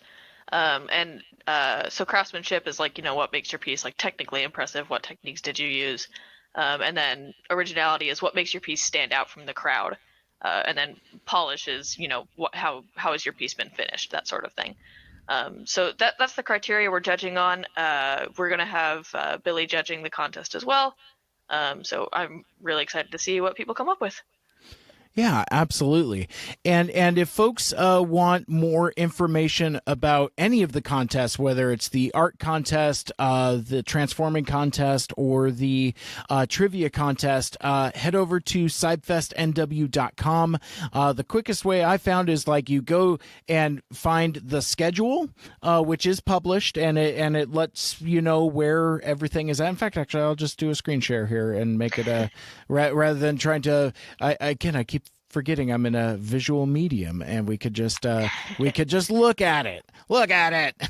But no, the schedule is there. It lets you know all of the events, and then there are paths to take you to more information about each of the individual contests and rules and events. Oh, in fact, actually, this takes you to the contest page. Now that I look at it, it has the all the criteria for the transforming contest, the trivia contest, and the art contest as well. So all of those are available, as well as the schedule. Let's see. I'm doing that thing where it's like, okay, what's left? Raffles. We have some raffle items that we're going to be doing. What we've been doing the last few years is doing our raffle at the end of the day. And we're doing that again, where people get to put their raffle tickets into the prize they want to win. Which I love that's a really good way to do it.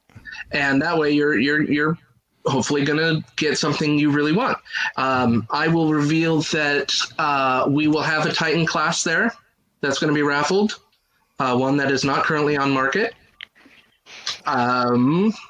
Yes, shocking. We'll have a certain crossover that makes you want to go faster, must go faster. What is something else? Got some fossilizer, a set of fossilizers, which I think is fun because those are, my son loves those. He's a big, loves dinosaurs and he loves Transformers. So dinosaur bone Transformers are awesome. So a set of all three of the regular retail and a separate one for the exclusive Tricranius. Nice. So yeah, those are just some of the raffle items that will be there. There's a ridiculous amount of raffle items. It is very exciting. And we do have a raffle item that's not so much toy focused either. Oh, really? Yeah. Color me intrigued. I'm excited. And then, so I guess one of the last couple things I wanted to talk about is I have been invited to host a couple panels.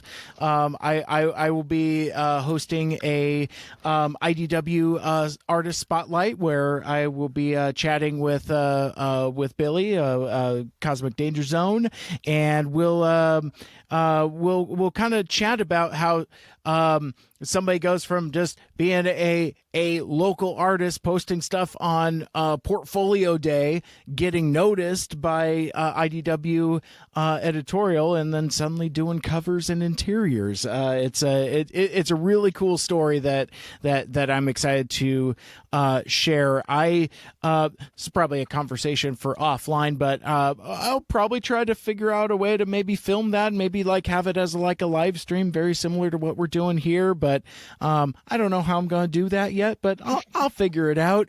And then it is the return of Mike Seibert Radio Live to close out the show. We did that a couple years ago. It started off as the return of the legacy of the Transformers the movie, where I just talked about the movie, but then it very swiftly devolved into just kind of like an impromptu organizers chat where we just kind of reflected on the show that was, and kind of doing a lot of stuff that we're doing here, kind of like brainstorming for the future. And I think we'll not worry about the movie portion so much and just kind of get into like the chat. Maybe I'll talk about some of the news of the day.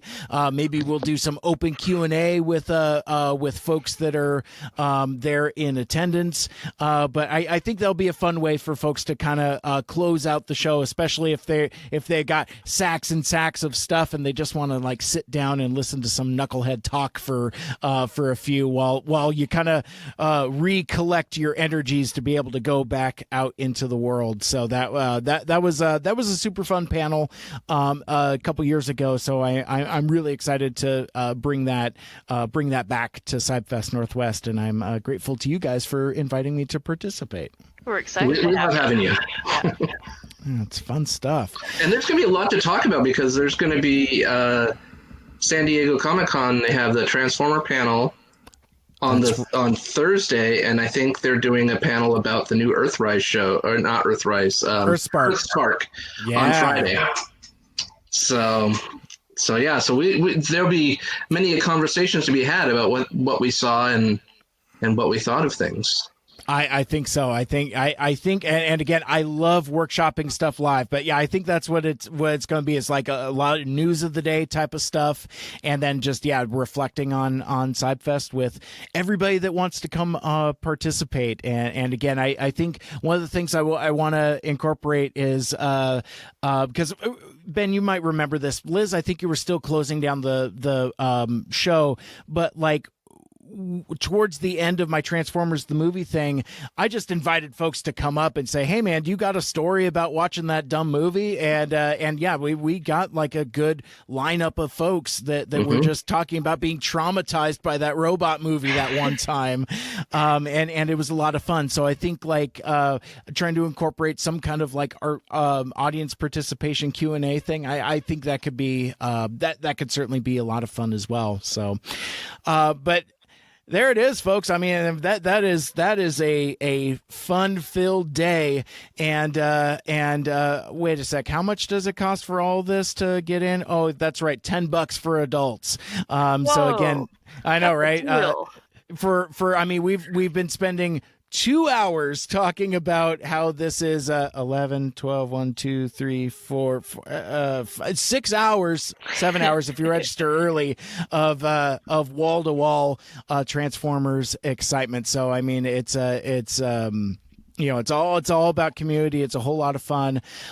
So again, registration is open now. It's been extended through July 16th. So don't miss your opportunity to come in an hour early and get some of those great deals. But admission for CybFest Northwest 2022 is $10 for adults. That includes children ages 3 and up, and $5 for children ages 5 to 12. There's no admission fee for the kiddos 0 to 4. And again, I want to call this out again, the special family rate, $25 gets you 2 adults and 2 to 5 kiddos. So that's that's just a screaming deal, because it's it's all about that family friendliness and community, and it is going to be a real blast. Well, team, this has been lots of fun. I think when we were planning this, I don't know if any of us were anticipating going quite this long, but on the other hand, when you sign up for a Mike Seibert Radio podcast, what else could it have been? But I think our time is starting to run short. But before we part ways for now, I guess let's just kind of go around the room. Is there anything that we might have missed? Anything else in particular with regards to CybFest, kind of like last call for alcohol, for things that we wanted to call attention to? I would say just if anybody wants to have fun messing around with some Transformers that they didn't have to pay for, enter the contest. Have some fun, see if you can beat out someone else's time, because the prizes are good. Yeah. Absolutely. And the other contest, you can win more money to spend in the dealer room than you paid to get into the show. Oh, there it is. See, so you can come to CybFest and make money. I love it. Liz, any final thoughts? Yeah, so Greg and I have a deal. If he wears his Heelys, I'm going to wear my Heelys, and vice versa. So you guys have to wear Heelys. I'm dropping this on you live so everyone knows that I said it to you. So the gauntlet has been thrown down. Oh my gosh. And I'm expecting you guys to have your Heelys ready so that we can all transform and roll out. I'm going to use my proxy. My son will wear his Heelys. I'll take that. I will accept that. Yeah. And they're very, very glittery. They're like they're like disco ball shoes. It's amazing. Mine are bright pink and glittery, so I am ready to go. Okay, if I find a Transformer scooter, can I use that? No, it has to be Heelys. I'm sorry. Oh, man.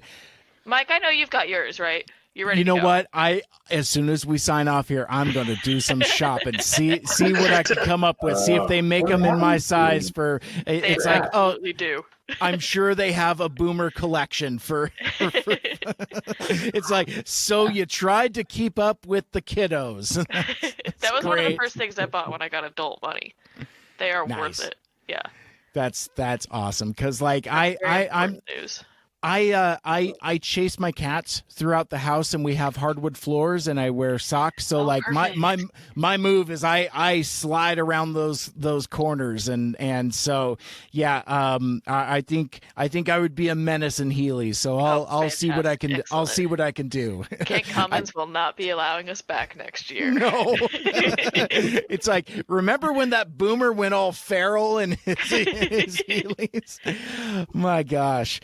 Well, folks, this has been a great time, and Rick gave us a nice comment to sign us off. Thank you, Mike, and for all the information, and the CybFest team for this year's upcoming show. It is going to be a blast, and again, that is going to be coming up on July 23rd, returning to the Kent Commons Community Center from 11 to 5. It is CybFest Northwest 2022 for Transformers fans, young and old, new and long time. Come celebrate Transformers at CybFest Northwest. So that I think is going to wrap it up. I would like to thank Ben, Jamal, and Liz for joining us here.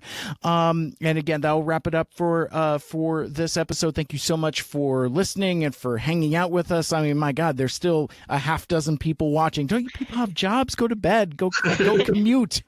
Oh my gosh! Thank you, Mike, for everything you've done, and we really appreciate you helping us out and stuff. And now that people have seen our faces, come say hi to us at the show. We're wandering around doing our job, but we would love to hear from people. So come say hi. Yeah. Absolutely. Very, very cool. All right. And again, thank you guys for inviting me to participate. It's a fun, collaborative, partnership. It's tons of fun. And I want to remind folks that if you're watching on a video, you can listen to my podcast. It's called Mike Seibert Radio Podcast. You can listen to all of my shows. You can subscribe on Apple Podcasts, Stitcher, Google Podcasts, Spotify, TuneIn, or wherever the heck else you listen to your podcast. You can also check out my YouTube channel for even more videos. That's kind of the permanent archive for the live streams here.